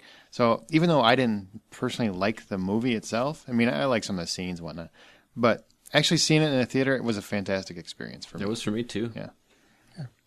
Cool. So I'm sorry you hate it. It was one of those expectations didn't nearly reach, or what the product was didn't reach what expectations were. Absolutely. Blame Jar Jar. Anyway. I usually do. Speed 2, Cruise Control. Oh, fuck yes. Fuck yes. What the fuck is with that stupid movie? That was, that awful doesn't even begin to describe that. Do you notice with that movie, Jason Patrick does more to put those people in fucking jeopardy than anything that stupid villain or whatever he was after. What was he after? PCs or whatever the hell he was after? Something like that. Anything he does in the movie, it seems like Jason Patrick makes it worse. Everything he does is just worse. Just one of the worst sequels ever. Waterworld. I personally have a sadistic like of this movie. So do I. I like it. That being said, it was just too ambitious of a movie for the time. Mm-hmm. And finally, I'll go with Spider-Man 3. Too many. It's one of those things where individually, there's certain little things about the movie individually that I liked. However, there's just way too many just underdeveloped plots going on in that movie. Black alien goo makes you emo. That's one of the things. So, I mean, like the Venom, I love that. I actually love the Sandman character. But just with all the other stuff going on, there was just way too much for a 2-hour movie. Mm-hmm. Way too much. And some of it not done very well. Kind of staying with the sadistic fashion. Some of my favorite experiences really was standing in line at the movie. You really don't see, that was like your way of gauging how good, quote unquote, how good a movie was going to be. Mm-hmm. Yeah, I get that. You pull up for, let's just say, the 8 o'clock movie, 7 o'clock movie, whatever, and you're there at 5:30, and the line is already on the other side, at the side of the building. You're like, wow, this was good. Yeah, I mean, you don't see that now, especially with the internet, Fandango, movie ticket sites, and all the other stuff that's out there. It's hard you don't really see that as much. You see it for the earlier, like the midnight screenings. Mm-hmm. You'll quite not often as be much, waiting though. in a line. But since they started going But you to can like still 9 order that o'clock stuff shows. online. You don't even have to, you don't even have to, maybe you have to stand in line to get the ticket. But if you order it, a week in advance, and then you go up at noon on the day of and get your ticket, then whenever it's time for the show, you just walk in through the front door.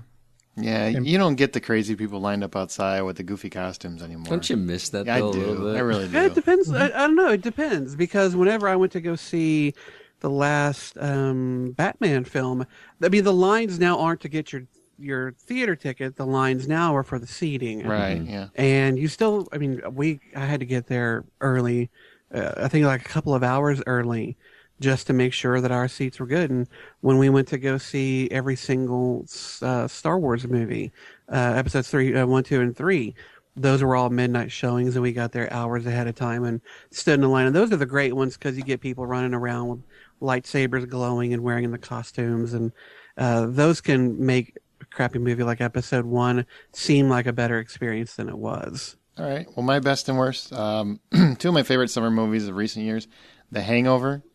I mean, that made everybody that left want to go out and get drunk and have the worst night of their lives. And have those pictures, and everybody wanted a friend that was just creepy like Zach Galifianakis.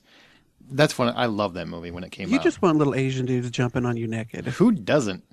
And also The Dark Knight. Not Rises or Batman Begins, but The Dark Knight. When that came out, when everybody first got their glimpse of the Joker and how fucking amazing that performance was, even especially knowing that he passed away, and it kind of added a little oomph to that performance. Man, that was intense. That was just a wonderful movie to see. You could have seen that movie over and over. I think all of us have probably seen it at least 5-10 times. So the pencil trick. Oh, I yeah. couldn't Trick hear never in the gets theater old. for like the next 2-3 minutes because everyone was just still reeling from that. Just one of the best superhero movies or / movies of all time. I've talked about it before when I was a kid. Indiana Jones and the Temple of Doom was just one of my favorite things to see in the summer with my entire family. We went because they all knew I was so huge in Indiana Jones. That was sweet. Friday the 13th, my mom took me to the outdoor to see that when I was like 7, or very, very young because it came back for the summer. That was really intense. One of my favorite all-time movies to see in the summer, Fahrenheit 9/11. I know that seems like, well, that's not really a big summer action spectacle, but man, that was the first time I can remember going to a theater and actually having intelligent conversation about what was going on with Iraq, and not to bring the podcast down, but it's an honest to me, that's a real memory of mine.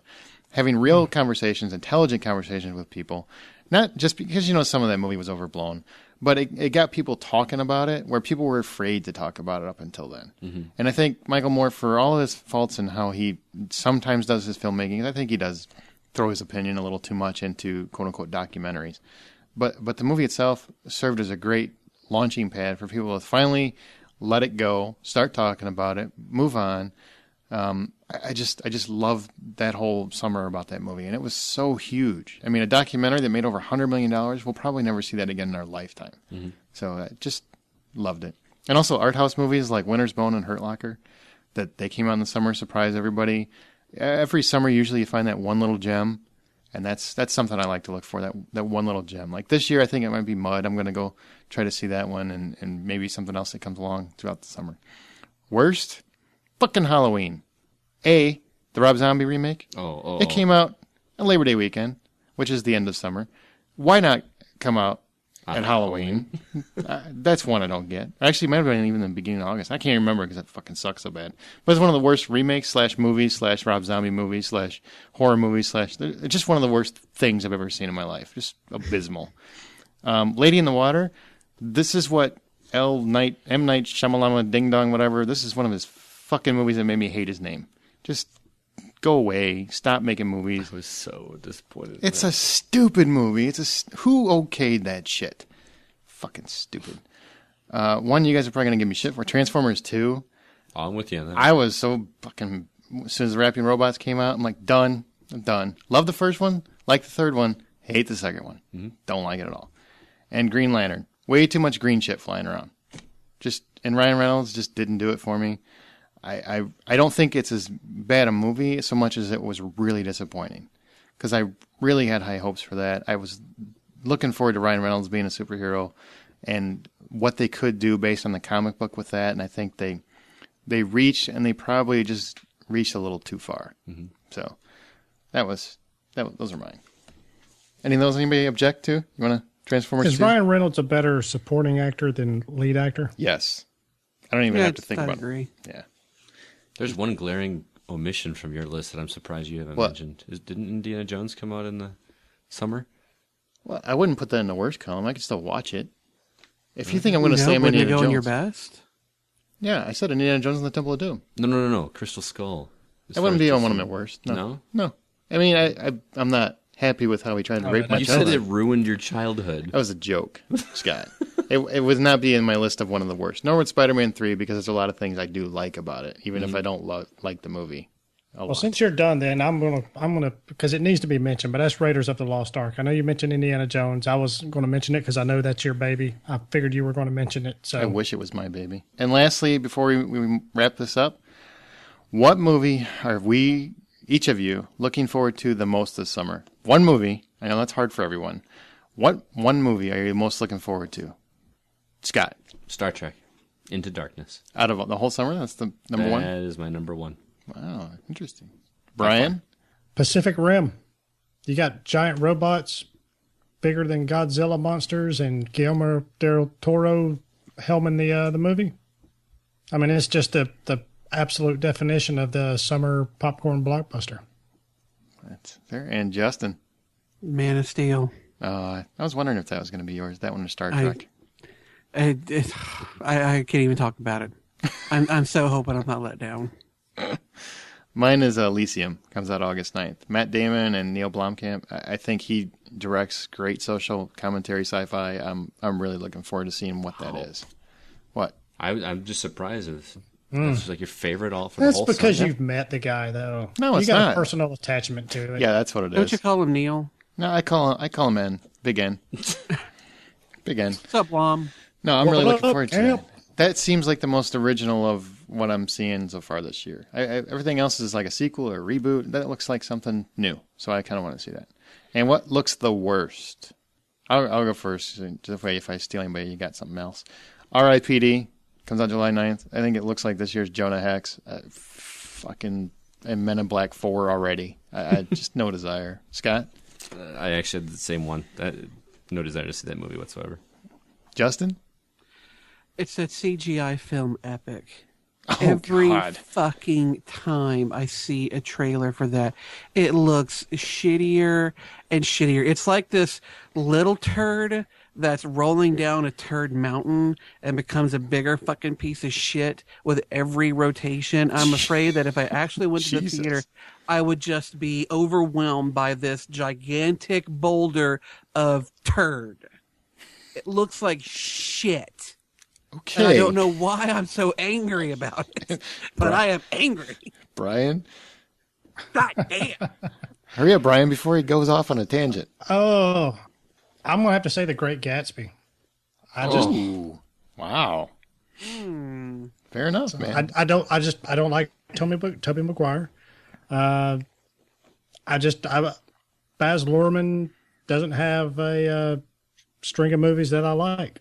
It's just not my forte. Okay. And some of our listeners chimed in. Hugh O, some of their favorite and worst summer movie moments. I saw Apollo 13 in a theater with the AC turned up so high, freezing to death in space wasn't left to the imagination. So good. That's pretty funny. Stephen W, best summer movie ever, Raiders of the Lost Ark. There you go, B. Runner up, Die Hard. Worst, too many to name.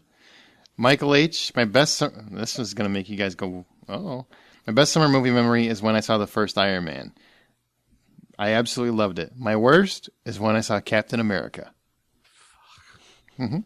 Sacrilege. I asked him, here's his logic. I understand the serum making him stronger, faster, etc., but that 1 week boot camp doesn't give him the ability to be proficient in martial arts or boxing. I mean, how did he learn to be a master of that shield?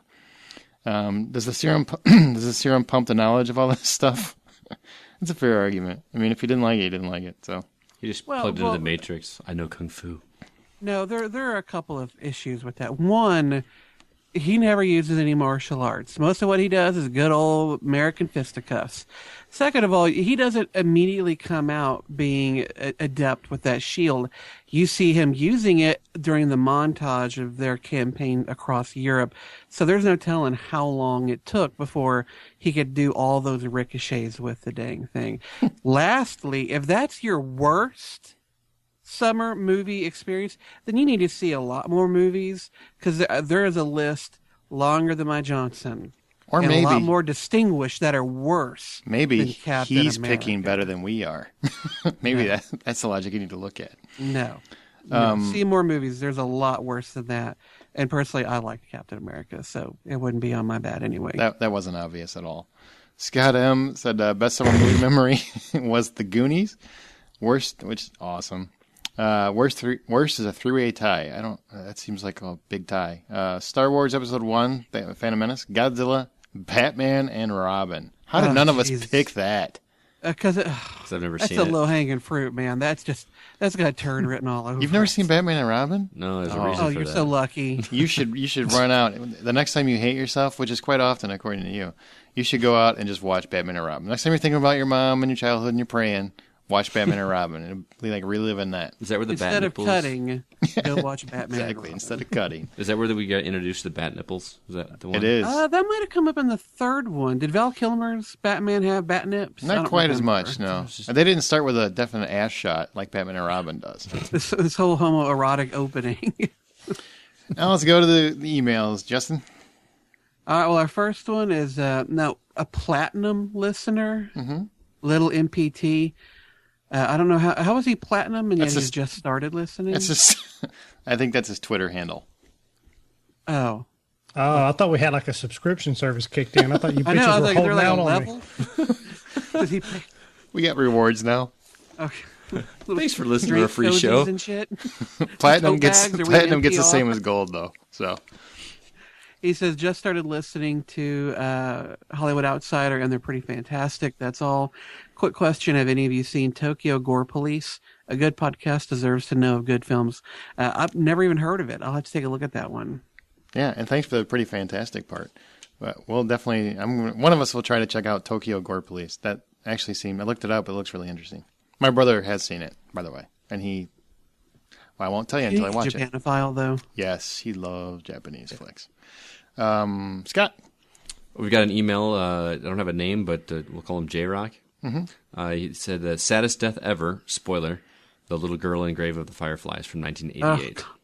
That whole movie's sad. Yeah, it is. It's a really sad movie. Is that Miyazaki? Or is that... No.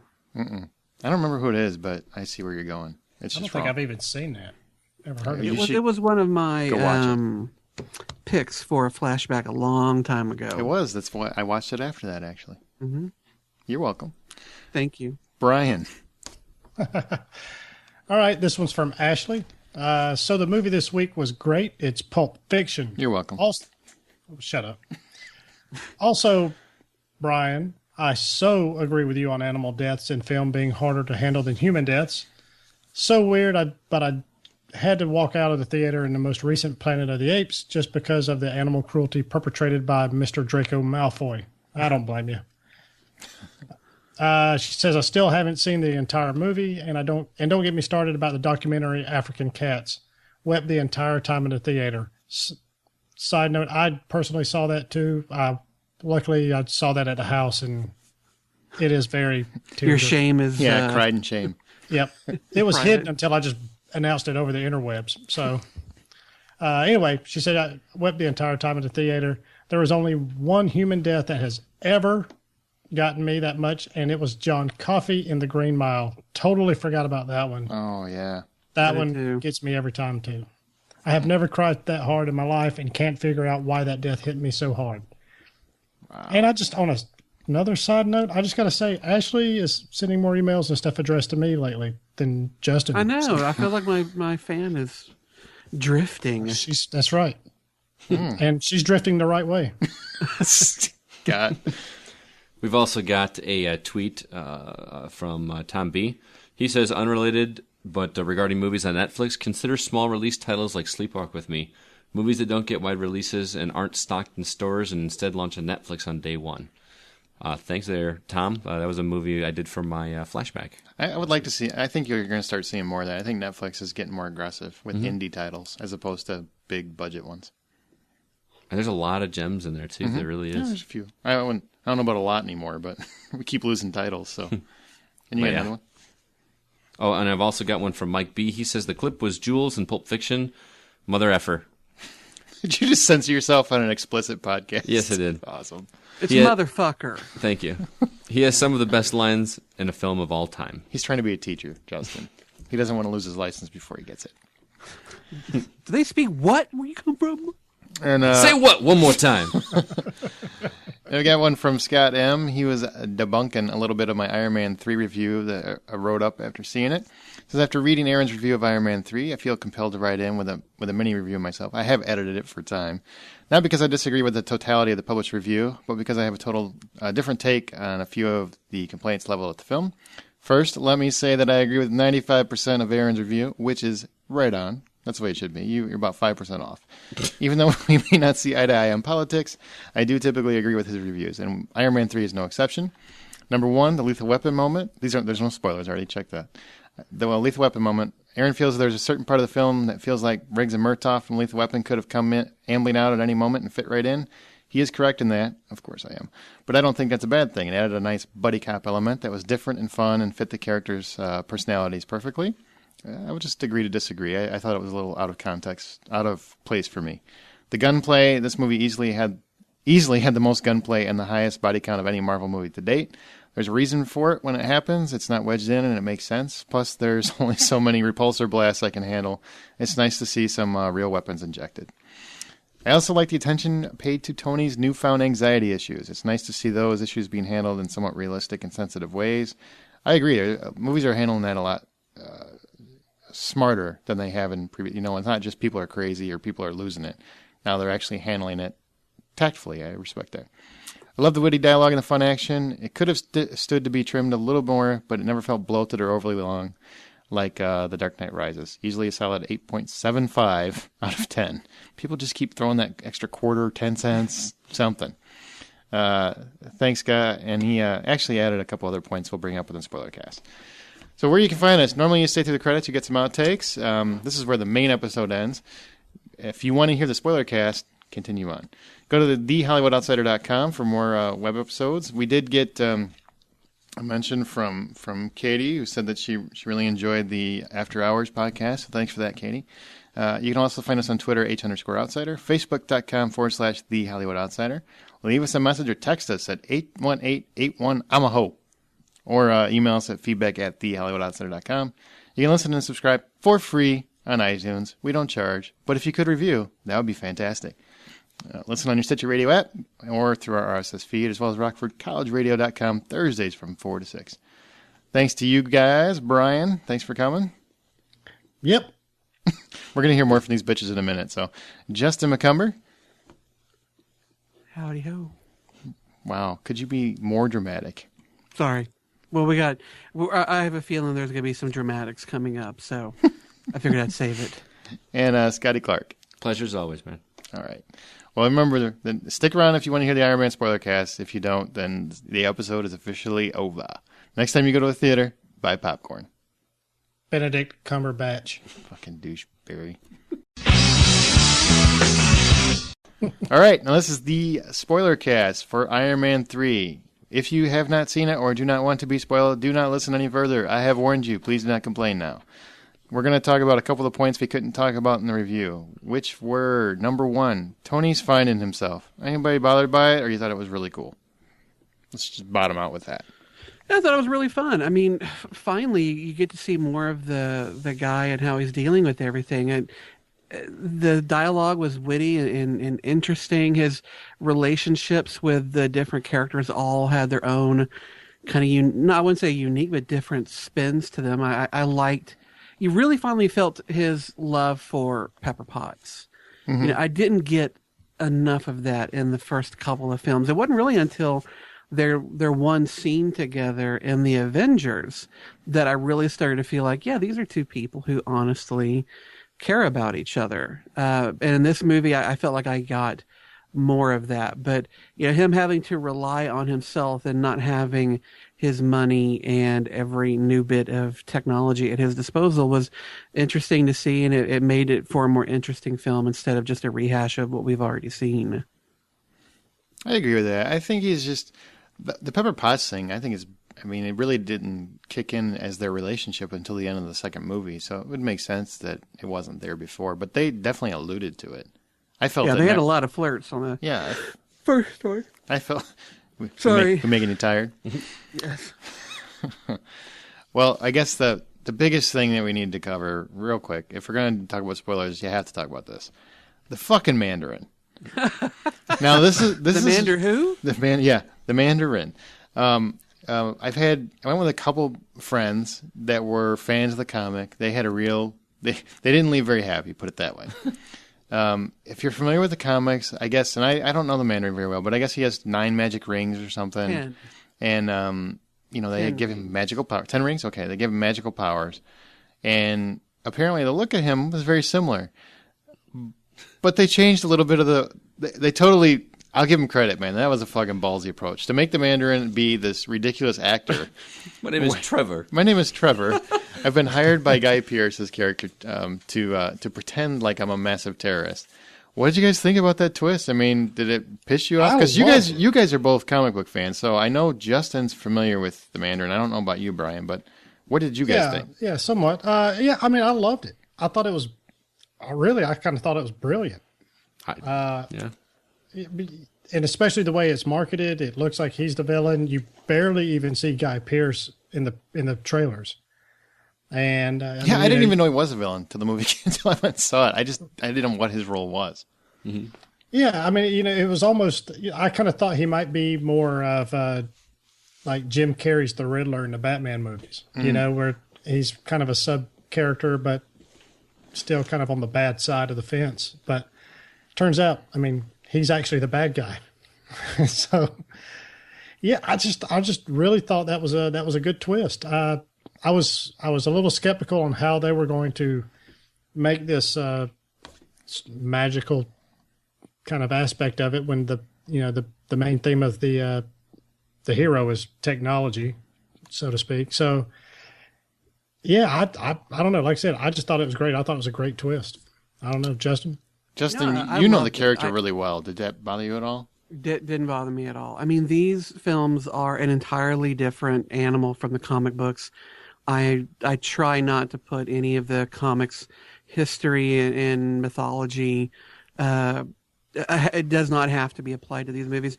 I never saw it coming. Just like Brian said, the trailers would lead you to believe the Mandarin is your villain. Guy Pearce's character was probably going to be a minor Justin Hammer type character that we got in Iron Man 2 that was played really so well by Sam Rockwell.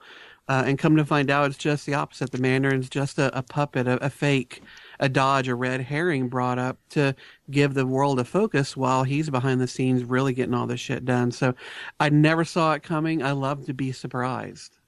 How shocking was it for your introduction to Ben Kingsley as a character instead of just a guy doing these videos to be coming out of the bathroom talking about the massive dump he just took? Yeah. Like, I'm like, what's going on? It took. I will say, Brian, I couldn't say it when we were talking about the review, and that's one of the things that I was really happy about that I couldn't talk about in the review, just because then you have to play out why does that make you so giddy? So Justin, that's one thing I couldn't allude to. I thought that was a fantastic twist, balls out. I mean, that's really what brought the movie. I mean, my issues I had brought it right back up because that was balls out. Ballsy. I don't even know any other way to say it. Now answer me this: how did showing the lots of balls versatility of the word? Mm-hmm. Yeah, right. There's like 5 different ways to use it. So how did Guy Pearce at the end of the movie? How is he now able to be like I am the Mandarin? I don't know. I don't think he is the Mandarin. He said he was. I don't know. I honestly believe that this is me. Maybe I'm just putting too much spin on it. I think Ben Kingsley actually is the Mandarin, and maybe he just played that off to. No, you don't think so? No, I don't think so. I think it's exactly how it appeared. I think Guy Pearce saying he's the Mandarin. What he's really just saying is, I am the bad guy. Yeah, I'm the bad guy. I'm the villain. He created him. That was, and again, that kind of to the brilliance of the story itself was his character. That was his justification for everything. Was like, hey, I created this character. This was all, hey, look over here while I, sucker punch you from from this other side type of thing. So it's safer to work behind the scenes than it is to be the front man. And if everybody's looking at the Mandarin, nobody's paying attention to me over here. Right. So that's what I took as that's what his, I am the Mandarin thing was about. Just one of the best twists I've seen. And the fact that they could keep it from, I didn't even see it on the internet anywhere. Now, granted, I did try to avoid spoilers, but I didn't see any allusion to it in the trailer. I didn't see anything really in any review spoiling this. I mean, people were really smart about not spoiling this twist. I give them credit. Go Marvel. Genius how they kept it under wraps. Here's something that bugged me about this story is, like, you saw a couple shots in the trailers of Pepper being in the Iron Man suit, and probably you're thinking, oh, she's going to kick a little ass, and she was in the suit for what, 30 seconds to protect Tony while he's got the rocks falling on him, and then the end when she kicks ass for another 45 seconds. I felt like I wanted to see her in the Iron Man suit more. I didn't. I did. I thought they did it just enough to not be too much. I thought they did it just right, actually. God, I feel dirty doing this, but I agree with Aaron.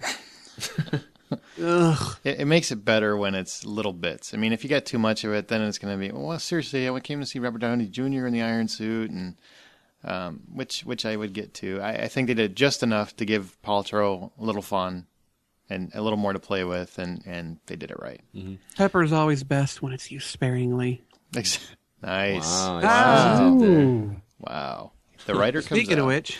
All right, now let's talk about the extremists. I'm going to read a little blurb from Scott M. from his long email that he sent in, but this kind of alludes to what I'm going to talk about. The extremist procedure and its effect on the villains and Pepper. I understand the extremist procedure to enable you to regenerate and heal yourself, but there is no explanation for why or how it increases strength.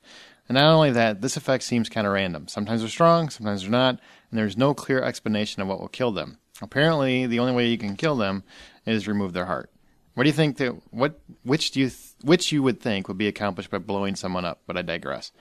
That's really one of my biggest points, and what I was alluding to when we were talking about the review is Extremis is handled very sloppy. My opinion. I would agree.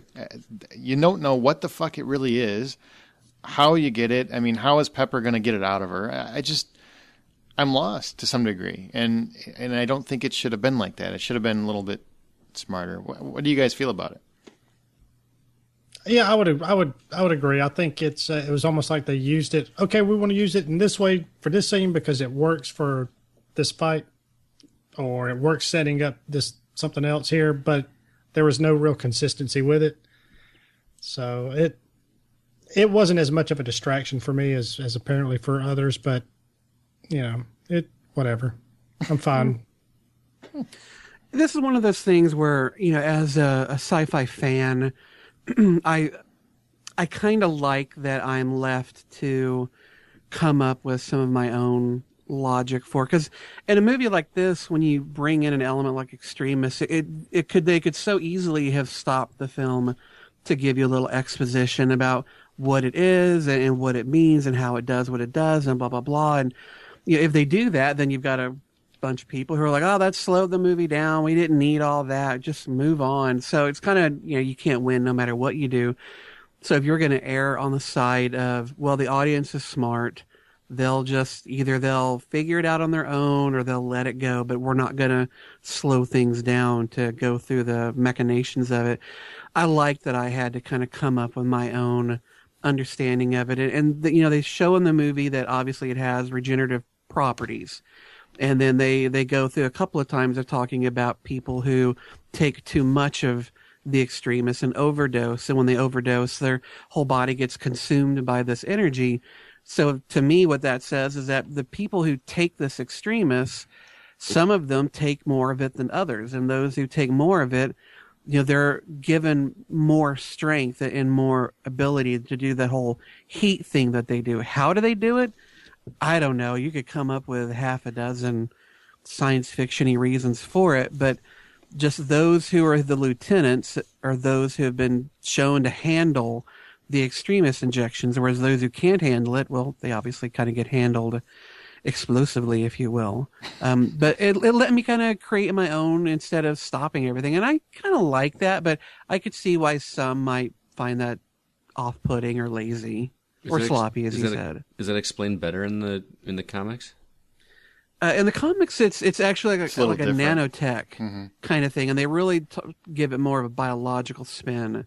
In this, they gave you so little in the movie that it's almost hard to compare it. Yeah, One other thing that he says that actually I didn't even think about. I mean, I thought about it when I was there, but I didn't write it in a review or speak of it.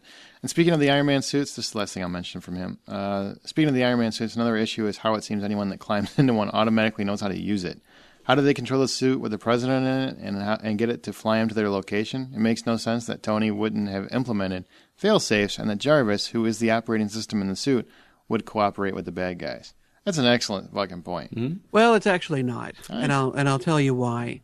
The Iron Patriot suit that is used to fly the president to the location, that Iron Patriot suit wasn't designed by Tony. The original suit was designed by Tony Stark, but that project was handled by another company. And in the movie, Tony Stark actually says, when he's talking with Rhodes, didn't Killian and AIM work on the Iron Patriot project? Oh. And Rhodes said, yeah, they sure did. So the operating system of the Iron Patriot suit was designed by AIM.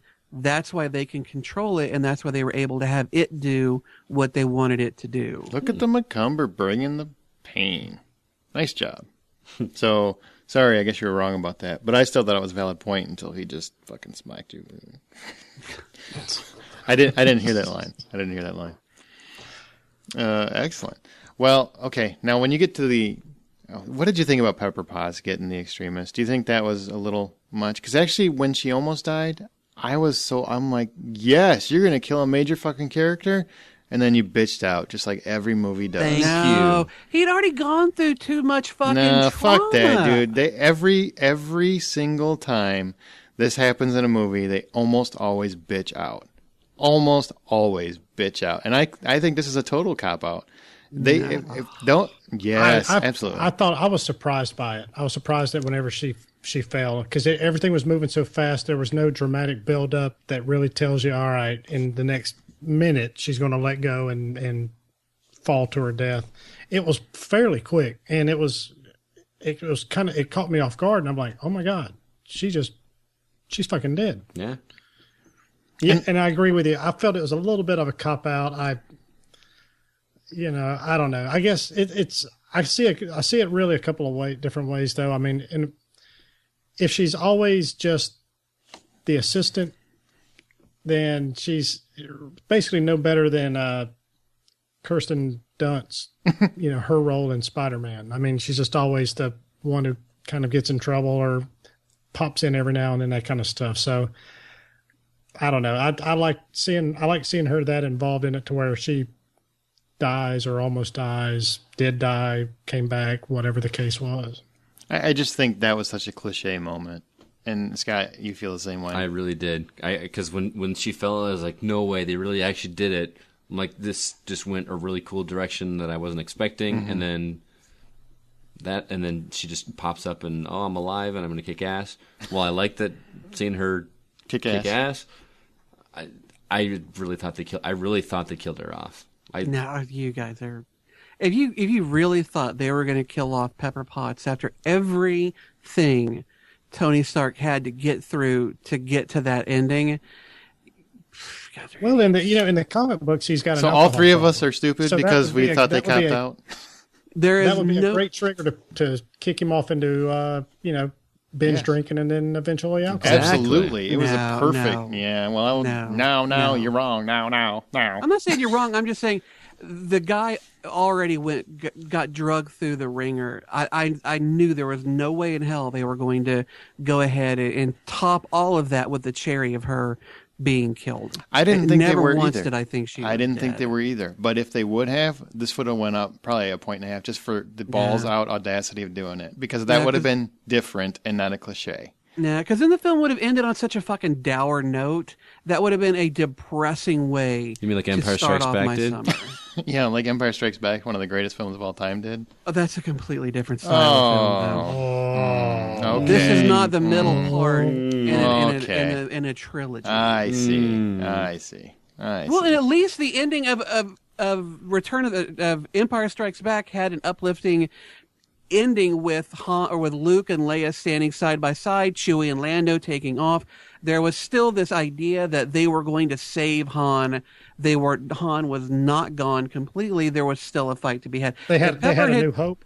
If Pepper Potts had died and he had found her burnt corpse, that would have been far too dour of an ending. It would have sucked. It would have been different. I'll give you that, but I would not have enjoyed that ending at all. I like the way that it ended. I like that she spent so much of this movie, and really the first two as well, not able to understand why Tony Stark felt the way he felt, why he did the things that he did. Now she understands when you're suddenly given that power and that strength and that superhumanness. Now she understands how he felt in that suit of armor. Now she's got a better insight into who he is. And I think that makes their relationship better. And I almost kind of wanted them to let her keep that power. I understand why they took it away, but if they let her keep it... I would be agreeing with you if they wouldn't have purposely tried to allude that she dies. If they would have just not had that in there, that she falls that's down... how you get your fucking super... Oh, Lord have mercy. It was a cliche. That whole thing was such a cliche. I've seen it in every superhero movie. But it's a cliche because when it's done well, it's really cool. It's always a cliche. That's why it's a cliche. Geez. No, a cliche is a cliche because it's true. Okay. We'll agree to disagree on that one then. Anyway, I wish she could have kept her power, and they would have now called her the Habanero or something. The Habanero? Habanero. Touche. What about the ending? Okay, let's wrap this up. What about the ending? You guys like it? Do you like the way that it kind of wrapped up this particular set of films, or you don't feel it did? Now, when you say ending, are you talking about the ending of the film or the after-credits sequence? No, the after-credits sequence I thought was more of an added-on. It wasn't really... I mean, the fact that he's narrating the whole movie to the Hulk was pretty cool. But I mean the actual ending to the main movie. The ending action sequence bugged me because when his mansion or whatever first got destroyed, and he went missing, why couldn't he call on the freaking army of Iron Man at that point? Why did he wait until the very end? He was using that part. I will say, I think he was using the fact that he was assumed dead to his advantage. Right? Did you guys agree with that? But there was still plenty of time before. Oh, he's alive, and he waited until that oil rig scene to finally okay. Well, now you don't want to tip your hand. I kind of understand that. I see where you're coming from, but I see why he put it off. It seems like the whole last third of that movie could have been averted. Granted, it would have made a much shorter movie, and don't get me wrong. It was a really cool action sequence, and a lot of interesting things happened with the Iron Man suits, but just as far as in a sense of reality, just get it over with quicker. It seems like you could have bypassed a lot of stuff. I like the ending. I thought it kind of wrapped up the character if need be. They could still do Avengers 2. I don't want an Iron Man 4. Neither. I just don't. I think he's done a great job. I didn't love it, but I love the ending. I think that they capped it in a good way. And anytime a movie does that, I say end it. Yeah, I'd agree. I mean, it like I say, it did a good job of transitioning without. It leaves it open, but it also closes it at the same time. Mm-hmm. It's kind of like a revolving door, so to speak. So I don't know. So I really, although I will say, speaking of the ending, I just really the lethal weapon moment just took me out for a couple of minutes. Anyway, it just, I mean, it was on a cargo ship. It's Christmas time. It's a white man and a black man with guns shooting with witty banter. I mean, it was just like, really? Oh. So that bugged me a little bit, but that's just nitpicky. And did Tony Stark just become like a superhero without his Iron Man suit too? It seemed like he was doing a lot of leaping and jumping and rescuing and stuff without the Iron Man suit on. And to me, he's the technology guy that the technology makes him a superhero. He's not like superhuman without it. And I got to say, as many little hiccups and glitches and stuff that he had throughout the movie, the last thing I'd be doing is jumping off something that's about, a couple hundred feet in the air, or 50 feet in the air, really, not really that high, but 30, 40 feet in the air, hurling towards an iron deck of a ship or something. Well, to be fair, I mean, I thought that actually played really well into his psyche and how he wasn't sleeping and he just couldn't get the logistics right of all that. I thought that was actually a pretty smart ad.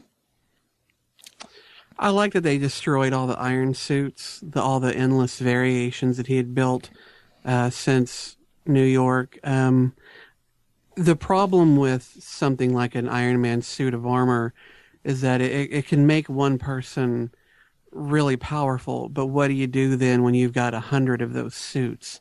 It suddenly becomes an easy way to solve any and every problem that comes up. So by him, from a writer's perspective, I'm sure they were glad to get rid of all those suits because now they can actually create some drama that a brigade of flying metal suits can't get him out of it at any point. And from a character perspective, I like that he finally felt unshackled from the Iron Man armor, that he was himself.